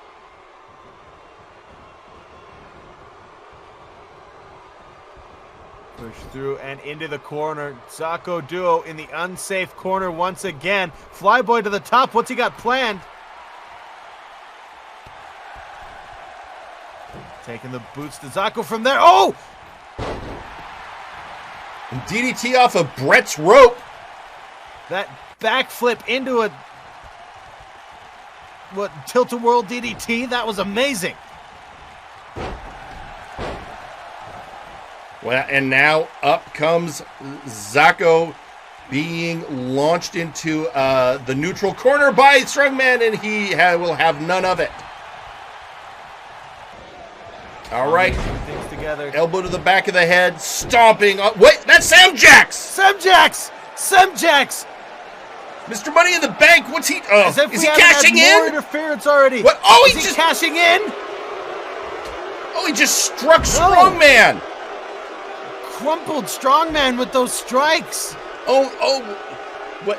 Can we get medical attention out there? Oh, hang on, we gotta wait. And your winners due to disqualification, the Three Kings. Oh, that bastard. Semjax manipulating the course of the match, manipulating the pay-per-view. There was nothing about a DQ. The Three Kings won. Ginger Boy gets to choose their stipulation. if HR calling upon Sawyer did not seal that, Semjax sure as hell did. And tweeting out on social media from Sir Unkley Dunk, clearly HR are incompetent fools. They already ruined the main event by letting the Outlaws participate. So, there's Unkley Dunk. Well, ladies and gentlemen, we still have 2 matches to go, but of course, it's that time. We have one last commercial break, and then when we come back, our final 2 matches of the evening. Are you having trouble up there? Can't seem to keep it up in form? Does no amount of gel or jelly seem to even keep it stiff? Well, have no fear, because Absolute Hair Care is here. Absolute Hair Care is a service dedicated to ensure that you have a quality and style that makes you look not only great, but also looks good even when you get pile-driven in the ring. With a vast assortment of gels, putty sprays, shoe shampoos, and conditioners, we'll guarantee you'll have the freshest dew in the multiverse. We cater to Yakiniku Party, Blue Dandy, Goldwheel, Raphael Sampson, the founder himself, Absolute Washington, and even people like Trash Man. Name redacted. We even have live testimonies from the judge of MNW himself, Raphael Sampson. Lo, as the Lord is my witness, I'm amazed at how soft and how strong my mane has become, similar to the days of old, when my namesake, Samson, proved his strength with his locks to all those around him. So I too prove the power of my hair by keeping it from damage done by inadequate salon products and being brought headfirst into the floor. Thank you, Your Honor. To get your appointment, call 1-800-ABSOLUTE today. We eagerly await your call. And remember, can't return to your roots? Get Absolute. Sup, dudes? Do you want to look as gnarly as one of your favorite wrestlers on show who's holding one of the world titles from MNW? Well, you totally can, without even leaving your couch at Totally Tyler's Titles. For only $39.99, you too can own a complete replica of one of MNW's famous titles, like the MNW World Heavyweight Championship, the Tag Team, the Nexus Titan, the Interdimensional Championship, dude. So you can show off to your parents and show how gnarly you are, or you could secretly try and claim that you're formerly the title champion holder by holding a knockoff title. So come on down to Totally Tyler's Titles, where you can be a title holder today. No official MNW wrestlers are allowed to hold the titles if they're a replica, unless you want to talk to Jim in the back. Hello, I am Burnout Vaughn. I am here to spread awareness of drinking responsibly and promoting MNW's Help Them Kids program, created by HR. As someone who partakes in a bit of the bubbly myself and a history of over-drinking on numerous occasions, I believe I'm the perfect role model to not follow when it comes to drinking. Seriously, who's dumb enough to look up to my drunk ass? When drinking, know your limits. It's fun to drink sometimes. It's not fun to drink to the point where you lose your memory of the night before and somehow end up on the rooftop of one of your fellow employees' townhouses. Wait, why does it sound familiar? When drinking, take note of the alcohol content of the beverage you are partaking in. 6 beers is not the same as 6 jars of Krokvar's homemade bathtub moonshine. Well, of course it's not. That's the point. Finally, I would like to address alcoholism. If you or a loved one suffers from alcoholism and you are drinking, stop it. Get some help. We at MNW want to see all of our fans living healthy lives and living said lives to the fullest. And if you're gonna drink, at least do it at our damn pub where we can cut you off. Jeez, support small businesses, you fuck. Drinking should be a fun exercise, and by drinking responsibly, you can achieve that. This has been Burnout Vaughn, and thank you for your time. Okay, holy shit. Is he gone? He's out the building. Okay, he did a fucking burnout in the parking lot. Holy shit, that guy's insane. This has been a paid announcement from the HR department of MNW. May God rest your soul. I'm sure bored with all these tablets and iPhones occupying my attention all the time. Isn't there something to catch my dwindling attention span in these modern times? Max damage! Holy gee willikers, it's Maximillion Thunderthighs! That's right, children. Maximillion Thunderthighs showing you my newest creation, the Maximillion Action Doll. Wait, don't you mean action With the Maximillion Action Doll, you can create your favorite scenes from the adventures of Maximillion Thunderthighs, like Max versus Gore Wheel, or Maximillion in the Grand Battle, or Maximillion versus Wilson, Son of Will. Is that a fucking recorder, Max? So stop on by the MNW shop today to collect your very own Maximillion Action Doll. Warning, this product is not yet tested and may come alive and start doing musicals in the middle of the night, causing symptoms like excessive singing and sausage fingers. And we are back, ladies and gentlemen. And before we get into the next match, there's somebody we need to hear from. Ladies and gentlemen, he is the judge of the multiverse, and as of last week, your former Big Oof champion, Raphael Sampson. Theron Eldrazi, tell me, what is thy fascination with me? Do I evoke such passion out of thee that thou seek me like this? No, perhaps it is something more petty. Art thou a child? Do thou wail for my attention like a weaning newborn? Very well, Theron. Thou art father's full attention. My condolences. I have been patient. I have been gracious. We are past that point now. Allow me to warn thee of what will happen next. I will walk to the nearest statue that I can find.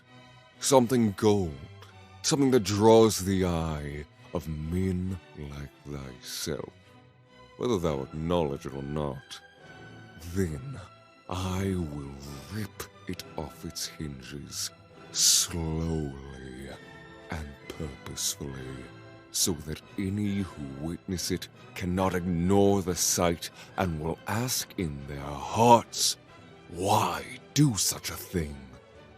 And as they watch, I will crush the statue with my bare hands again and again until it is such a fine powder that one could pass it through a sieve.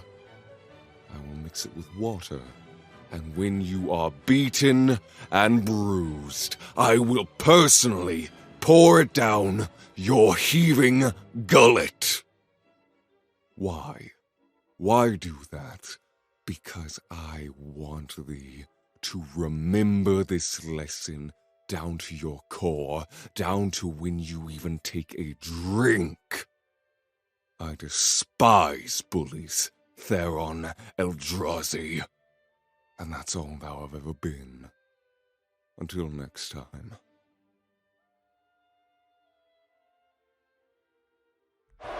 Strong words, Raphael choosing to focus on the Outlaws for their interference in last week's Big Oof match. He's been reading the divine retribution part of the Bible, hasn't he? You know, he is the judge of the multiverse, but we still have a lot to get through. So, ladies and gentlemen, let's head down to ring for our exciting championship match.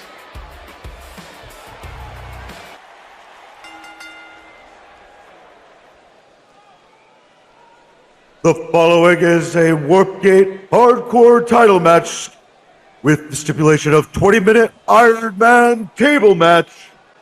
Introducing first,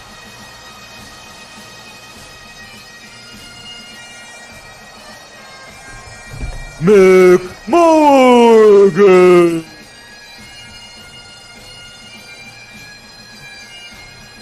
Look at that not completely tooth-filled gullet, folks. Look at that mug. It's McMorgan, here to cause some damage. He's McMorgan, and he has come to fight. He loves to fight, just in case you didn't know. I honestly believe McMorgan is more interested in the fight than the belt. Honestly, I'd agree with you there. I think McMorgan would trade having that belt around his waist for just being able to fight forever. Of course, McMorgan was the previous Warpgate Hardcore Championship, losing that belt to Dagarik. And McMorgan's beef isn't that he didn't get a rematch, it's that he felt Dagarik had more hardcore matches against later competitors, and he wanted it, so he's getting it in spades.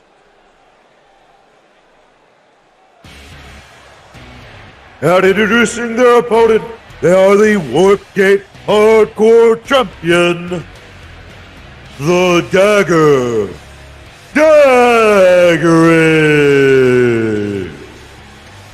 Because what happens when you put two men who crave and love violence, mayhem, destruction, blood with all their hearts? You get this match, folks. Oh boy. And just so we're clear on the rules, folks, 20 minutes, and the question is, how many times can you put your opponent through a table in 20 minutes? And for it to count, of course, the table has to break. You cannot be the table, folks. And here he Somewhere, is, the I hear a Dwarven certain Prince. Dudley shedding a tear. You know how it goes. The Dwarven Prince holding his prize high.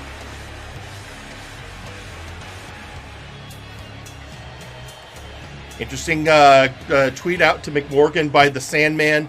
Show them why you're the clan leader, and after this, I'll need to come test a new bourbon of mine. Come on, my friend. Okay. Supportive shout out by the Sandman. Yeah. All right, here we go. Let's kick 20 this minutes off. on the clock. And we start out with an atomic drop. Right off the bat, McMorgan just taking it full octane, full throttle, no frills, just thrills. This match is going to be amazing, folks. Maybe change up that camera angle. Oh, God. That's why I insist he wears shorts. Yeah, I'm glad you do. He asked if he could go regimental. I said no. What does that mean? I'll tell you after the broadcast. This, you know. Oh, okay. Think of context, you can figure it out. Anyway, back to McMorgan, bringing the early brutality to the dagger. Oh, what a scoop and a slam. So far, the first minute of this match, just softening each other up. By softening each other up, we mean hitting each other with tremendous earth-shattering force. Right, although in a match like this, it's probably less softening people up and more winding your opponent up. You know, they are essentially both assisting each other and getting ready, warming up. This is like stretching for these two. Having a match, beating the crap out of each other, is just ramping up to what these two are going to do to each other here tonight. And that's true. And folks, this isn't your main event. This is not. Nope. For main event tonight, we are having a three-way tornado tag match to determine the number one contender.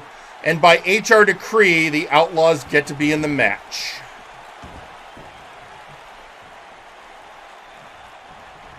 Only on Multiverse Nexus Wrestling would we give you a pay-per-view main event caliber match on free television, I might add. It seems to be a habit of ours lately because this roster is ready to go. So imagine what the pay-per-view is going to be like in 2 weeks. First table is set up. Absolute chaos is on the road for us here at MNW. Picking him up. The table did not break. Table did not break. Didn't get it on the center.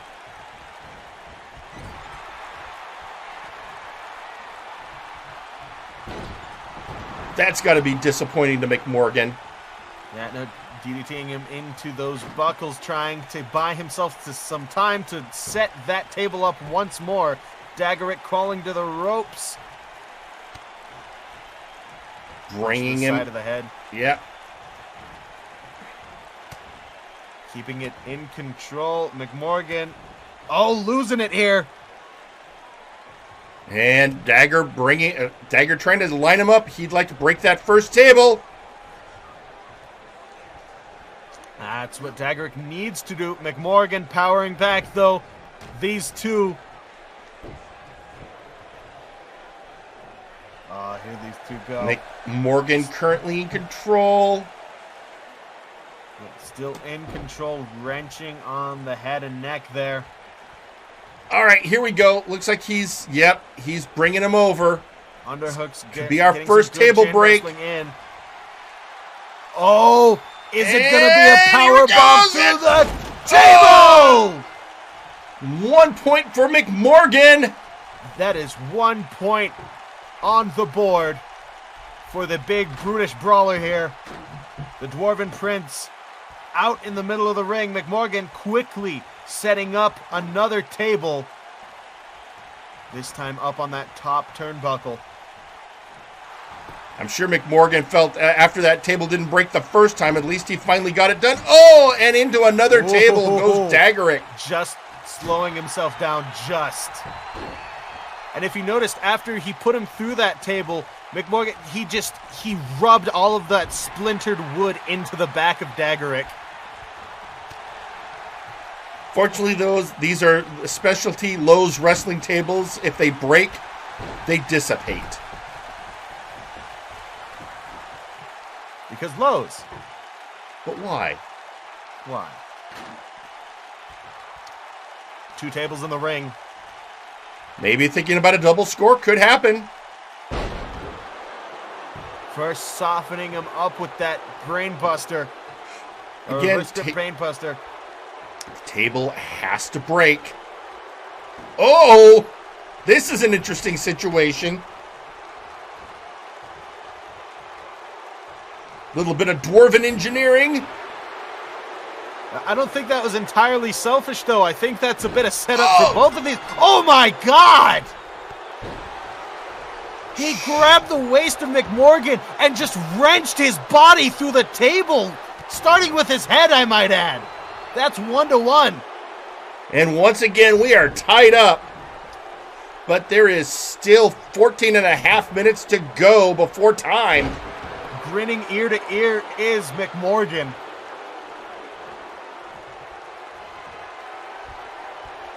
Oh! That table hasn't faded yet. Was that a Lowe's table? We have some weird things going on with our tables, folks. I mean, that's what happens in the regular matches, but oh my God, again! Dropped down, grabbing the waist of McMorgan, and just sending his head through the table. If maybe we've broken the table space continuum. Oh, the Lowe's enchantment seems to be not working quite as well today, folks. I mean, I know I told Jeff, make sure no supernatural shenanigans happen, but... I think they might have disenchanted the tables. And McMorgan looking for another table. None under the... He's looking again. You can't bring nothing to the table without a table. And McMorgan, of course, being down one table, absolutely wants to get another one in the ring. Dagarik at this point could just be content to run out the clock. Beautiful combination there, just riddling the abdomen. Never mind, Dagarik found one. They were on the other side, McMorgan. Sorry about that. Oh, and here we go, folks. Another table. Set him up and knock him down.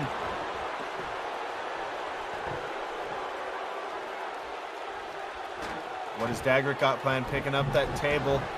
Moving it out of the way. He's not done beating on McMorgan first.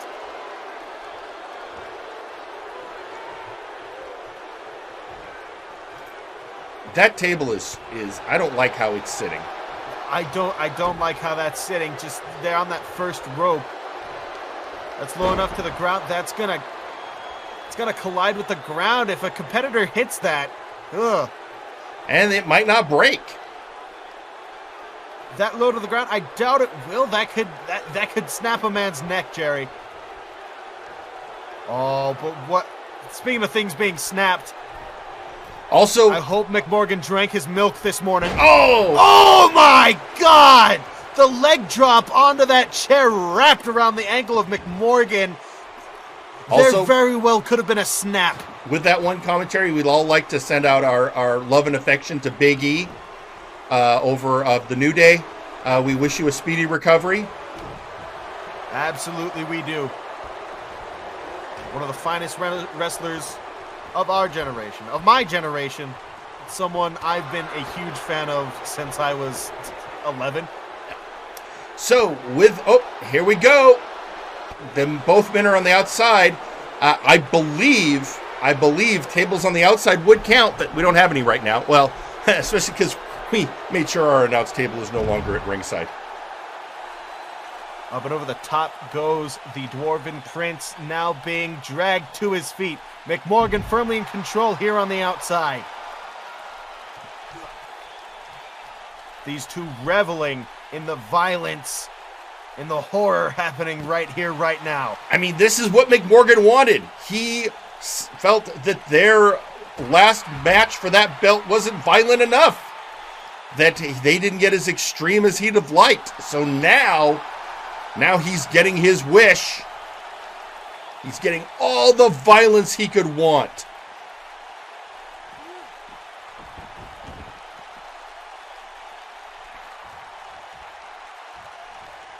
This is indeed some big, meaty men slapping me. Onto that table is McMorgan, placed there by Dagarik. McMorgan getting to his feet, wiping those cobwebs away. Sending Dagarik. Oh! Throwing him over the shoulder and back. Great, but not against the table. Although, again, Dagarik is still up one table. Oh, I see. He's getting it in a better position. Repositioning it. Those fragments of table still in the ring.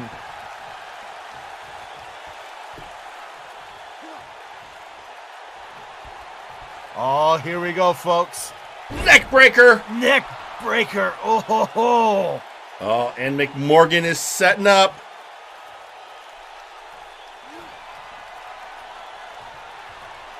Now he has to do, are you actually going to bring him to the, oh no, he's just going to drive him. Drove him straight into the mat. Sort of dropping him down to that pile driver, letting his own weight do the work. The dense form. I might appreciate it, but when you've got your opponent in a position in a match like this, you put him through a table. That is exactly what you do. Observe Dagarik. Dagarik, the tenacity and ferocity, he is moving quick, doing his best to beat the snot out of McMorgan and get him onto that table. And there is... Oh. Dagarik says, "How dare you, sir?" Ah, there we go. Turnabout is fair play, sending him into that table, gut-checking McMorgan. Oh, who brings Dagarik back inside with a toss. What a throw that was. Oh, boy. Is he going to actually get him to the... Nope! Oh, another pile driver! Another just sheer drop. Kick to the back of the leg. I mean, to be fair, when you've got those moves in your repertoire, you go for them. You use them. Exactly, Jerry. But I could have seen using that move in the table. And just so we are fair here, that was the Highlander. He hit twice. Yeah, I just hope neither of these two try to set any of these tables on fire. I mean, we've seen it before. That is, of course, how the funky one, the Grandmaster Funk, took out the MVP back in the day. Up to the top. What does McMorgan have planned here? I think McMorgan... Repositioning the table for a more... Oh, McMorgan, you sadistic bastard. Here it comes. Yeah, he's You know what's coming, Jerry. Yeah, I do. Looking for a more opportune table position to tie it up. Some altitude to go with that table, to go with this suplex! Superplex through the table, and that one disappears. And thank the Lord. Yeah. Whew.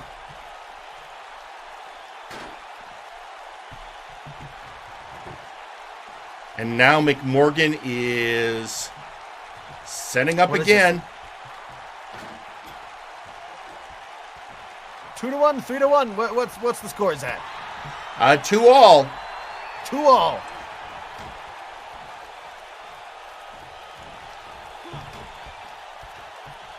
Just driving him into that table, using that edge. You know that rubber edge is it's not soft at all, and also there are staples in it.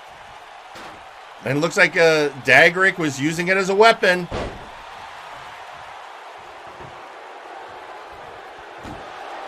I've seen plenty of competitor get stuck by one of those staples that are in those tables. Oh yeah, I've been there. What were your table matches like, Aldini? Painful. I was once driven through a table by George the Mountain Molehill. It wasn't fun. Oh, God. I've seen pictures of that guy. He's pretty big. Yeah, he is. It's better than what happened to Rocco Brunelli. Into the corner. Let's not let you get in too much of a reminiscent mood. We'll be here all day. No, that's fair. And now the dagger having his face raked off the top of the road. That also, that could be a serious injury. Oh, and here we go. Oh boy, back and forth. Somebody's going through that table. These two just McMorgan getting exactly what he wanted, I believe. Just a good fight, and a good fight this has been. McMorgan has just been fighting tooth and nail, clawing to drive this man through tables. McMorgan is getting frustrated in his attempts to get Dagarik on that table. Whoa. Wait, what happened? Oh! If Under the pieces! No, but that table moved! The table moved! Did you see that? The table teleported! What? It was right where McMorgan was set up with that suplex, but when he dropped Dagarik down, the table wasn't there! There's clearly some, Phyllis, get Jiff on the job! Go find Jackson! Get Jackson and Istanbul on it. There's something fishy going on. But of course, these two not stopping no matter what's going on. They're not going to let something get in the way of their match. They're not going to let something tamper the taste of violence. The flavor. Just the enjoyment that these two get out of it. The sadistic pleasure of driving another man through a table. Of seeing another man bleed. Of beating the absolute snot out of each other. Into the table goes McMorgan. Another gut check. Now Dagarik gonna do this right, setting it up in the corner. I mean, McMorgan has to get another table shot before Dagarik, because right now, being tied up, champion's advantage. If it's a draw, Dagarik retains. He retains, but there will be retribution if there is a draw. But oh my God! Lawn dart! Lawn dart through the table! What strength lies within Dagarik, my God!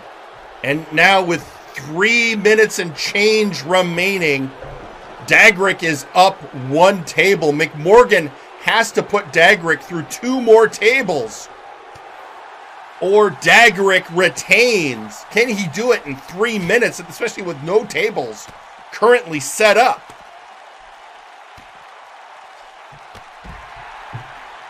Those brutal axe handles right to the spine of Dagarik.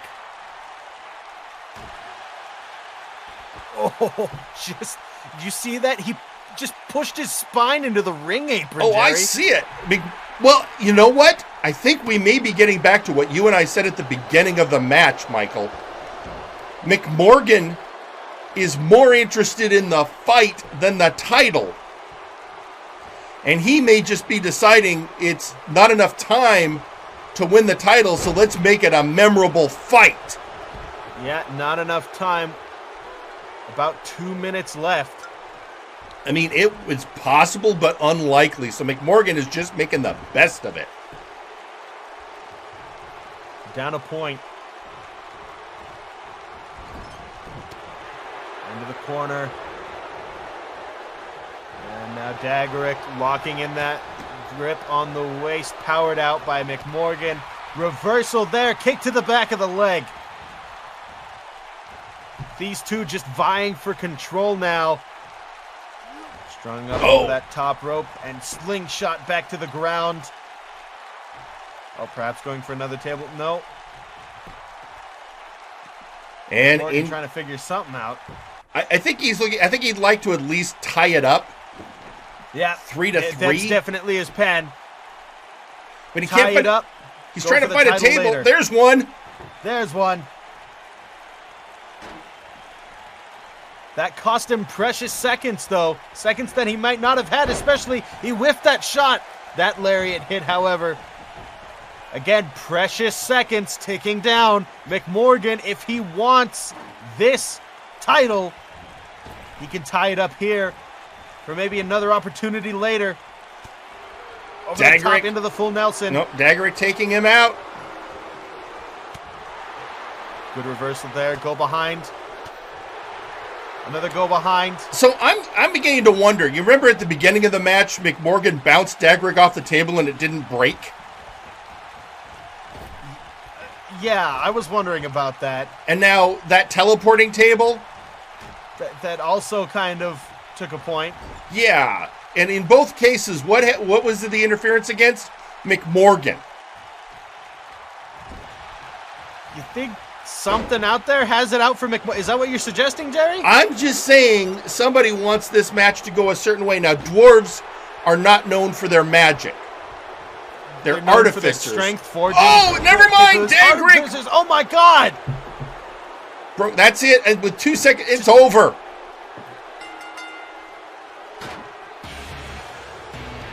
Your winner and still Warpgate Hardcore Champion, the Dagarik.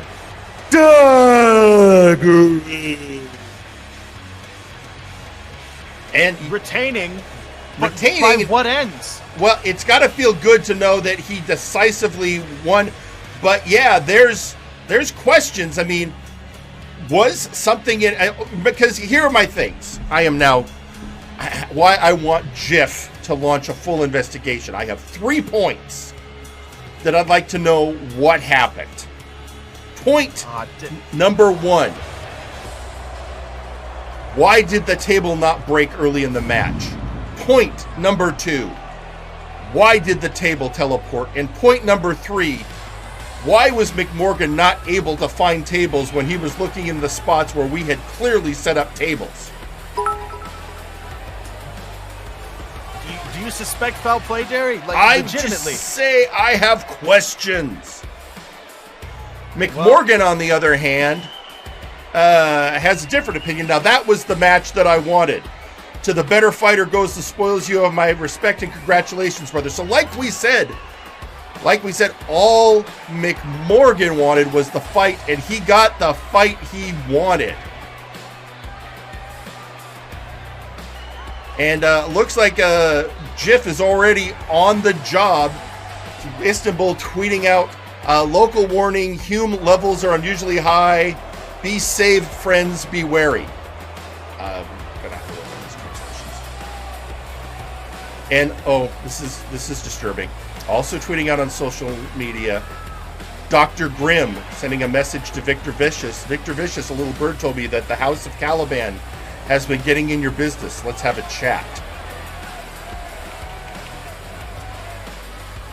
Ladies and gentlemen, it's been a hell of a day, but we have one match left.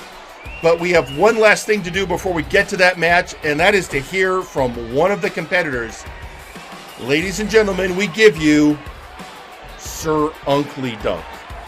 This is it. The rise of blood money is upon us. Soon all the other apes in this god-forsaken company will see us for what we really are. we will claim what is rightfully ours, and my happiness shall soon come back to me. Soon all will feel the wrath of blood. Boss, have you seen Butler anywhere? We were supposed to train together today. Oh, I don't think he's going to be in a mood to do anything today. Why not? Well, first he found sharks putting holes in the bloody doubloon, which nearly caused it to capsize. Stop finding holes in my ship! Then he found out Crunchyroll is absorbing Funimation. Why, Sony? Why did you do it? It took him 3 days to compose himself. Well, what's wrong with him now? Something I've been trying to keep from him for months. Oh no, you don't mean... He finally found out Netflix is making a live-action adaptation of One Piece. Motherfucking pieces of shit. You'd think after the years of failures in live action of these would learn to leave well enough goddamn alone. Seriously, what in unholy Yevon are they thinking? None of these fuckers look anything like their counterparts. Setting aside the factorization of the source material, how are they gonna fucking replicate Luffy's stretching? Did the Fantastic Four movies teach them goddamn nothing? Eiichiro Oda is rolling over in his motherfucking grave right now, and he's not even dead yet. He hasn't stopped screaming since. I'm afraid he might lose his voice if it keeps up. Well, how are we supposed to discuss our strategy going into the three-way? Oh, don't worry, dear boy. I always have a plan to ensure victory, and I'll be more than happy to share it with you. Though, perhaps we should calm Mr. Butler down first before he destroys the entire mansion. I'll go queue up a red versus blue marathon. So there you have it, Blood Money, who are in our next match. I'm getting a message from Seth Jackson. What does it say? It just says ghosts in all caps. Yeah, that seems about as coherent as he usually is. Anyway, let's head down to ringside for our main event.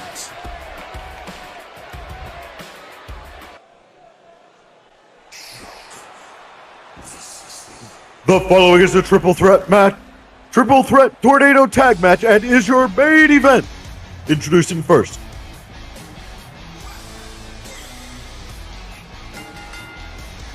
High Voltage. Leonid Sanchez and Wonderball, 2/3 of High Voltage, coming out to secure an opportunity at Shoot Nation's belts at Future Shock. Aiden Zero, of course, recently had a chance to qualify for a Nexus Titan opportunity, fell short to Kane. So here come the boys with a shot. Is it really falling short if you lose to a Sith's apprentice, or is that just fate? I mean, that depends on who you ask. Kane's on a roll, but this isn't about the Nexus Titan belt now. This is about the tag belts. And Shoot Nation has held onto those belts since Apocalypse. And introducing their opponents,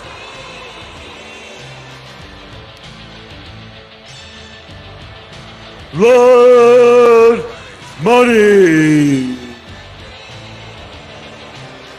And here they come, Blood Money, Sir Uncle Dunk, and Mr. Butler. I'm hoping they're turning Mr. Butler's rage at the recent news towards their opponents. Yeah, I saw him come in today, and he was still muttering something pirate, something bullshit, something curse words I can't repeat. Fair enough. And of course, I'm sure Sir Uncle Dunk was paying really close attention to that meeting earlier today between the Janitor and Sir McCheese. Yeah, emotions running high for Blood Money. Yep, but at this moment, they have to be focused on this chance they've been waiting for to earn the opportunity to face Shoot Nation at Future Shock. And then these guys. They're the final opponents. The Outlaws. Here they come, folks. Purveyors of violence with no borders, no rules, no morals. Just what they want, when they want, how they want, and they are in this match. Look at the smugness plastered across both of their faces. Gotta love it. Defiant to the last. And Red Shirt Anon has declared that anyone who interferes with this match will be fined and suspended. And at the top of the ramp is HR Sawyer in his full HR outfit, ready to play enforcer. Is apparently why he got called away. Yeah, he's there at the top of the ramp, dressed in his suit, ready to go. That red glow piercing. And tweeting on social media, Kath Gina, to my favorite gentleman, good fortune in your match. You deserve it. Now take it. So she's rooting for blood money? Well, I don't know who to root for. I guess I'm just rooting against high voltage at this point. Who do you have in this match, Jerry? It's a hard one. I mean, honestly, 3 great teams. As much as I hate to say it, the Outlaws are an effective tag team. But Sir Uncle Dunk has been one of our best competitors for years. And I do feel that he feels it's their time. And that could be enough to carry them. I do know that tweeting out on social media, the Sandman is speculating who wants to bet that the plan of blood money is to make the Outlaws win, then throw money at them to get the match. Also, could Grim kindly fuck off with this? I'm dealing with enough. I don't need more piled on. I mean, the feud's boiling over. You could see it, but, you know, I mean, the creation did come down to... Mr. Butler. Mr. Butler from the top with an elbow drop! Oh! Also, I have bad news for you. God. Sawyer is staring at you. With his arms crossed. I didn't say nothing. Anyway, I was nice today. I was a good boy today. I didn't offend anybody today. Back in ring action, we have Mr. Butler going after Leonid Sanchez, and you have, it looks like Uncle Dunk and Wonderball were teaming up on Theron, but now turning on each other, and CGR Killer was catching his breath outside.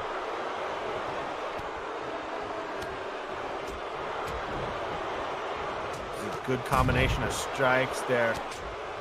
Leonid onto Mr. Butler. And here we have it. Oh! That moon. That was that a springboard moonsault. Was it well executed? Like I said, as much as I hate their tactics, I have to give the Outlaws credit for their in-ring skill. They have plenty of skill. That's why I don't think you should be holding them back, Jerry. There are plenty of people here in MNW who have bad attitudes, who are not good people. Why them specifically? It's everything else. It's the running people over with cars. It's the assaulting. To get the job done? It's assaulting Jerry, opponents. I feel like back in the day, you would have respected a man who did what it takes to get the job done, no matter the cost. I feel like you would have, but you've gotten soft, Jerry. I would have punched their teeth out back in the day. Well, it's not back in the day anymore, is it? That's why going into our match, I'm going to give you a run for your money, old man, all right? I'll just tell you that much. You know, I look forward to it. How has your training been going, Michael? Michael, how's your cardio? I suplexed a man. I did it. Really? I mean, I needed help, but I still did it. I've been, you know, jogging every morning, doing 5 miles. You know what? It's not about us. Let's focus on this in-ring action as Mr. Butler delivers an uppercut to Theron Eldrazi. Oh, here we go. Jawbreaker there to Mr. Butler. Blood Money so far, keeping things together. They've been in control of the bouts that have been happening between them. Well, you know, as I said, Uncle Dunk feels it is his time. Master strategist is Uncle Dunk, not a stupid competitor by any means. One of the more clever people we have here in the multiverse. Business mogul by no feat of luck. And, of course, these three tag teams, of all of the tag teams, have risen for this opportunity at Future Shock. Of course, everyone would like to be the tag champion going into Multivania in July.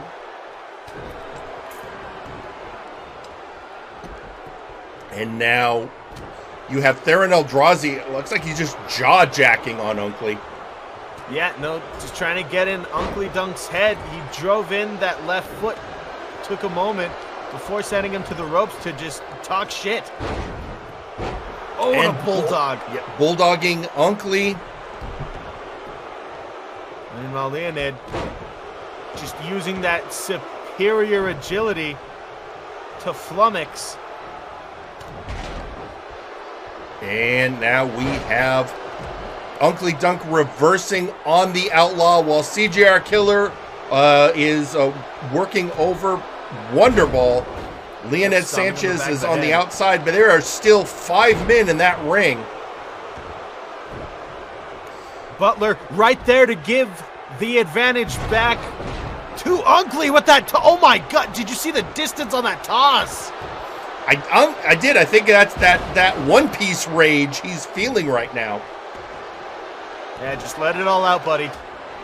Just let it all out. They're ruining the art form. I understand. Oh, not enough time though. Well, just I'm sure flying. I'm sure he remembers what happened to Dragon Ball Z. Don't remind me. Don't remind me of that. Ugh. We won't Off even the get top. get into what. Caught by Butler. Oh, and choke slammed on the outside, but unfortunately, one arm. Pins only count inside as Leonid was trying on CJR. I fear to imagine what terrifying rippling muscles lie beneath that suit. With the strength he had to just catch a man out of mid-air. I mean, you look at his build. He's got the build of a power lifter.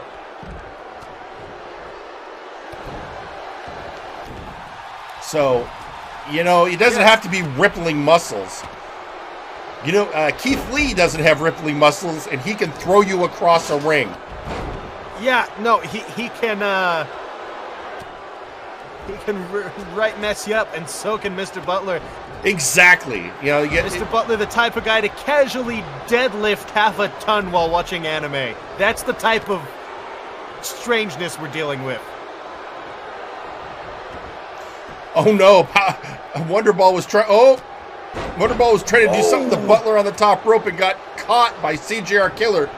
Challenge of these matches, like a showcase, you got to keep your head on a swivel. But worse, there's no elimination. It's one fall to a finish. Landed on the outside though. He's taking his time. Theron Eldrazi with the kidney punch to Wonderball. Butler taking the offensive back. Theron Eldrazi just gesturing to the crowd, winding up the people. That's something he loves to do. Theron has mostly been focused on Uncle Dunk. And CJR seems to be working on everyone else. Beautiful springboard line salt there. Seems like now working over the arm. Seems like Butler and Wonderball want to get a piece of each other. Yeah, no, they've been eyeing each other. Every time it comes to blows in this match, it's been pretty brutal, those exchanges. Perhaps maybe an iota of respect. Maybe. Just maybe? I don't know. Ooh. Good slam there by CJR Killer. CJR focusing on the power of Mr. Butler. That's a good thing to eliminate from this match early or try to neutralize.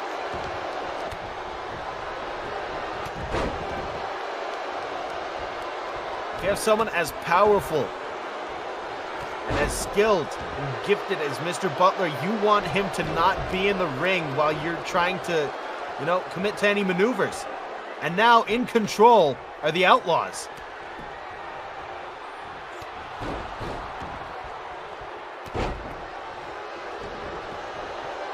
And pushing off Theron. Sir Uncle Dunk going on the offense. Uncle Dunk lifting Theron up. Trying to go for that maybe sheer drop brainbuster. No. Theron powering out. Picks the leg. Does Uncle. Rolls through with that ankle. Wonderball comes behind. And he's got in a half Nelson. He's got Uncle in a half Nelson. He switched that up now. He's got the crossface on him. No. But Butler took out the ref. You can't be counted out if the ref is currently dead. What a smooth transition by Wonderball from that half Nelson into a crossface. Beautiful technical wrestling by Wonderball. Oh, it was great. And who knows what would have happened if there'd been a referee present. Right now, we're waiting for our ref to regenerate and come back to life. There he goes. Yeah, his head might have been stomped in a few too many times. Regeneration took a minute. Oh! Only problem I'm worried about right now is potential regeneration sickness can sometimes affect his vision. But now with his eye back on the match, CJR Killer on the outside. We have our other 5 competitors in the ring. The Outlaws were in control, firmly lost it. Uncle and Butler seem to be cleaning house at the current moment.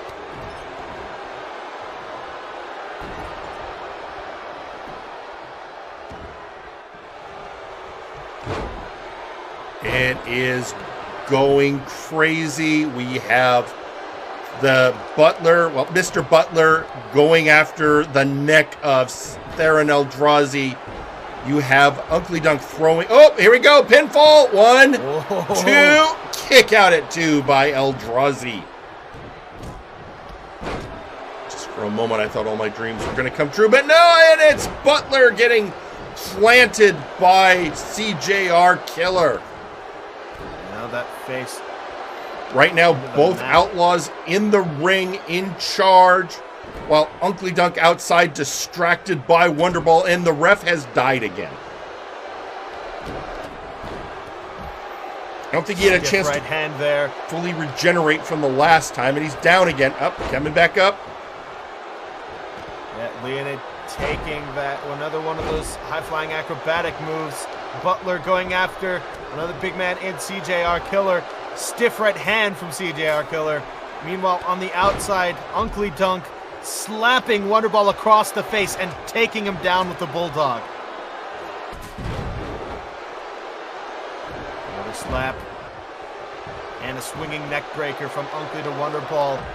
Wonderball reversing into a hip toss, sending Uncle to the ground. Not giving up yet. Oh, arm drag by Butler going after.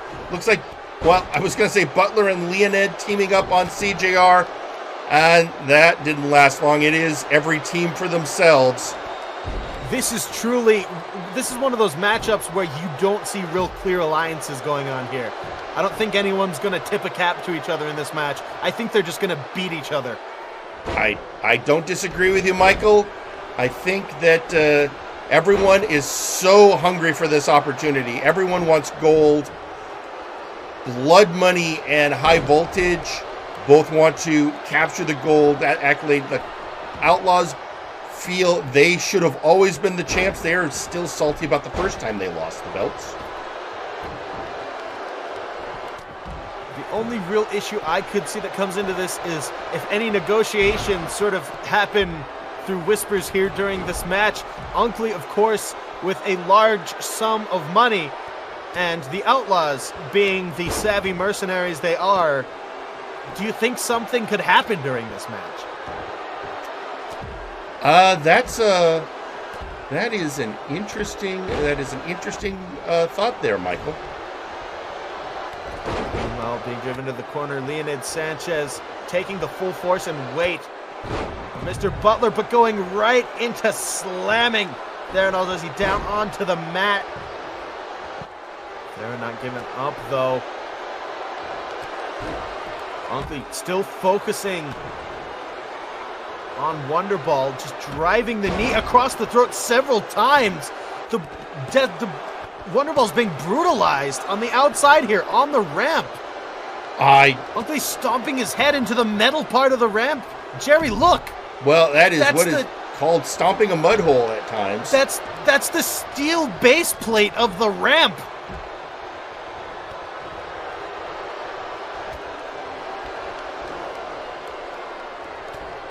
Now Unkley squares his sights on someone who might be just as cunning as he is and drives a right hand, busting him open, Jerry. Well, I mean, that's what we're here for. I mean, these matches, I mean, yes, we saw that hardcore match earlier, but these matches are also very brutal. Well, when you have men as determined as we do here in MNW, any man or any match can become a hardcore match. Any of our competitors, really, they will take it to the extremes. No questions asked. And that's why I love it here. Punch and a kick. Both hitting Wonderball. Knocking him down for now. Oh, sneaking the pin. No! Is that our first pin attempt? Oh no, there have been pin attempts. There have been attempts at submission holds. It's just they've all been very fast, and usually somebody deals with it by murdering the referee. Yeah, I don't understand that logic. Someone's going for a pin, so you just clothesline the referee. That's a little, I don't know. For me, that's even a little too much. But Baron Eldrazi taking out Leonid with a DDT assisted by the ropes. I mean, fair enough. Here we go.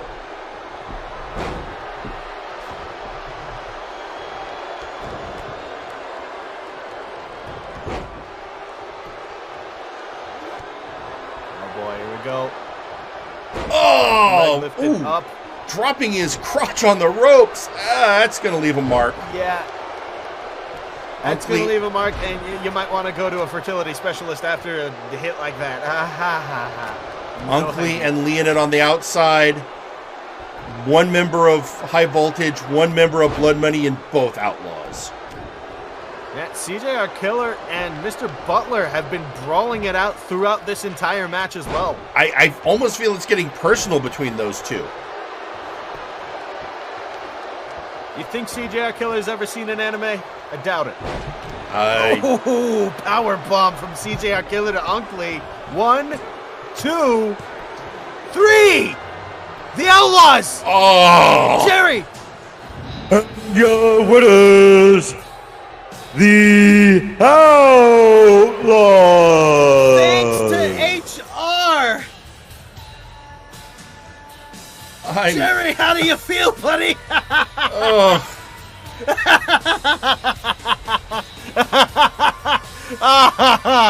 The look on your face. Please don't hurt me. Oh, that's the worst case scenario for me. Folks, the Outlaws, your number one contenders, they are going to Future Shock to face Shoot Nation. And they can thank our HR department for that.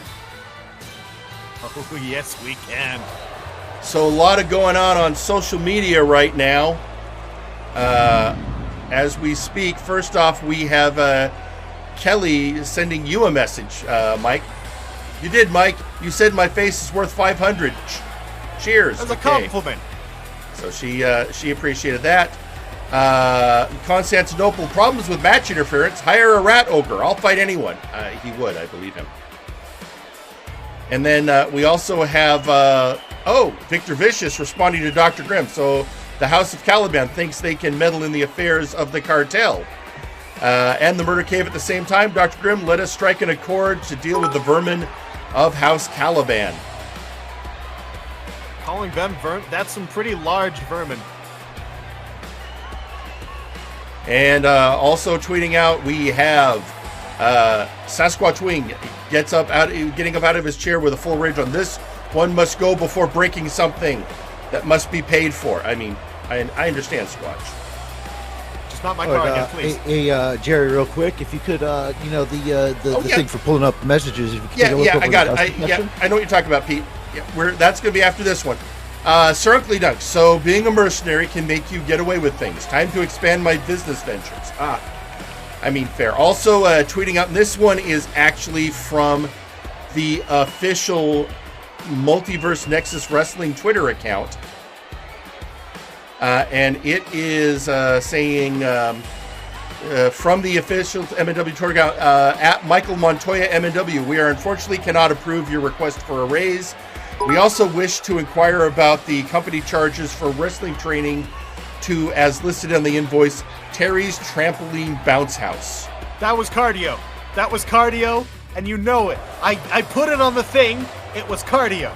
Well, you're going to have to bring it up. You're going to have to bring that one up with HR.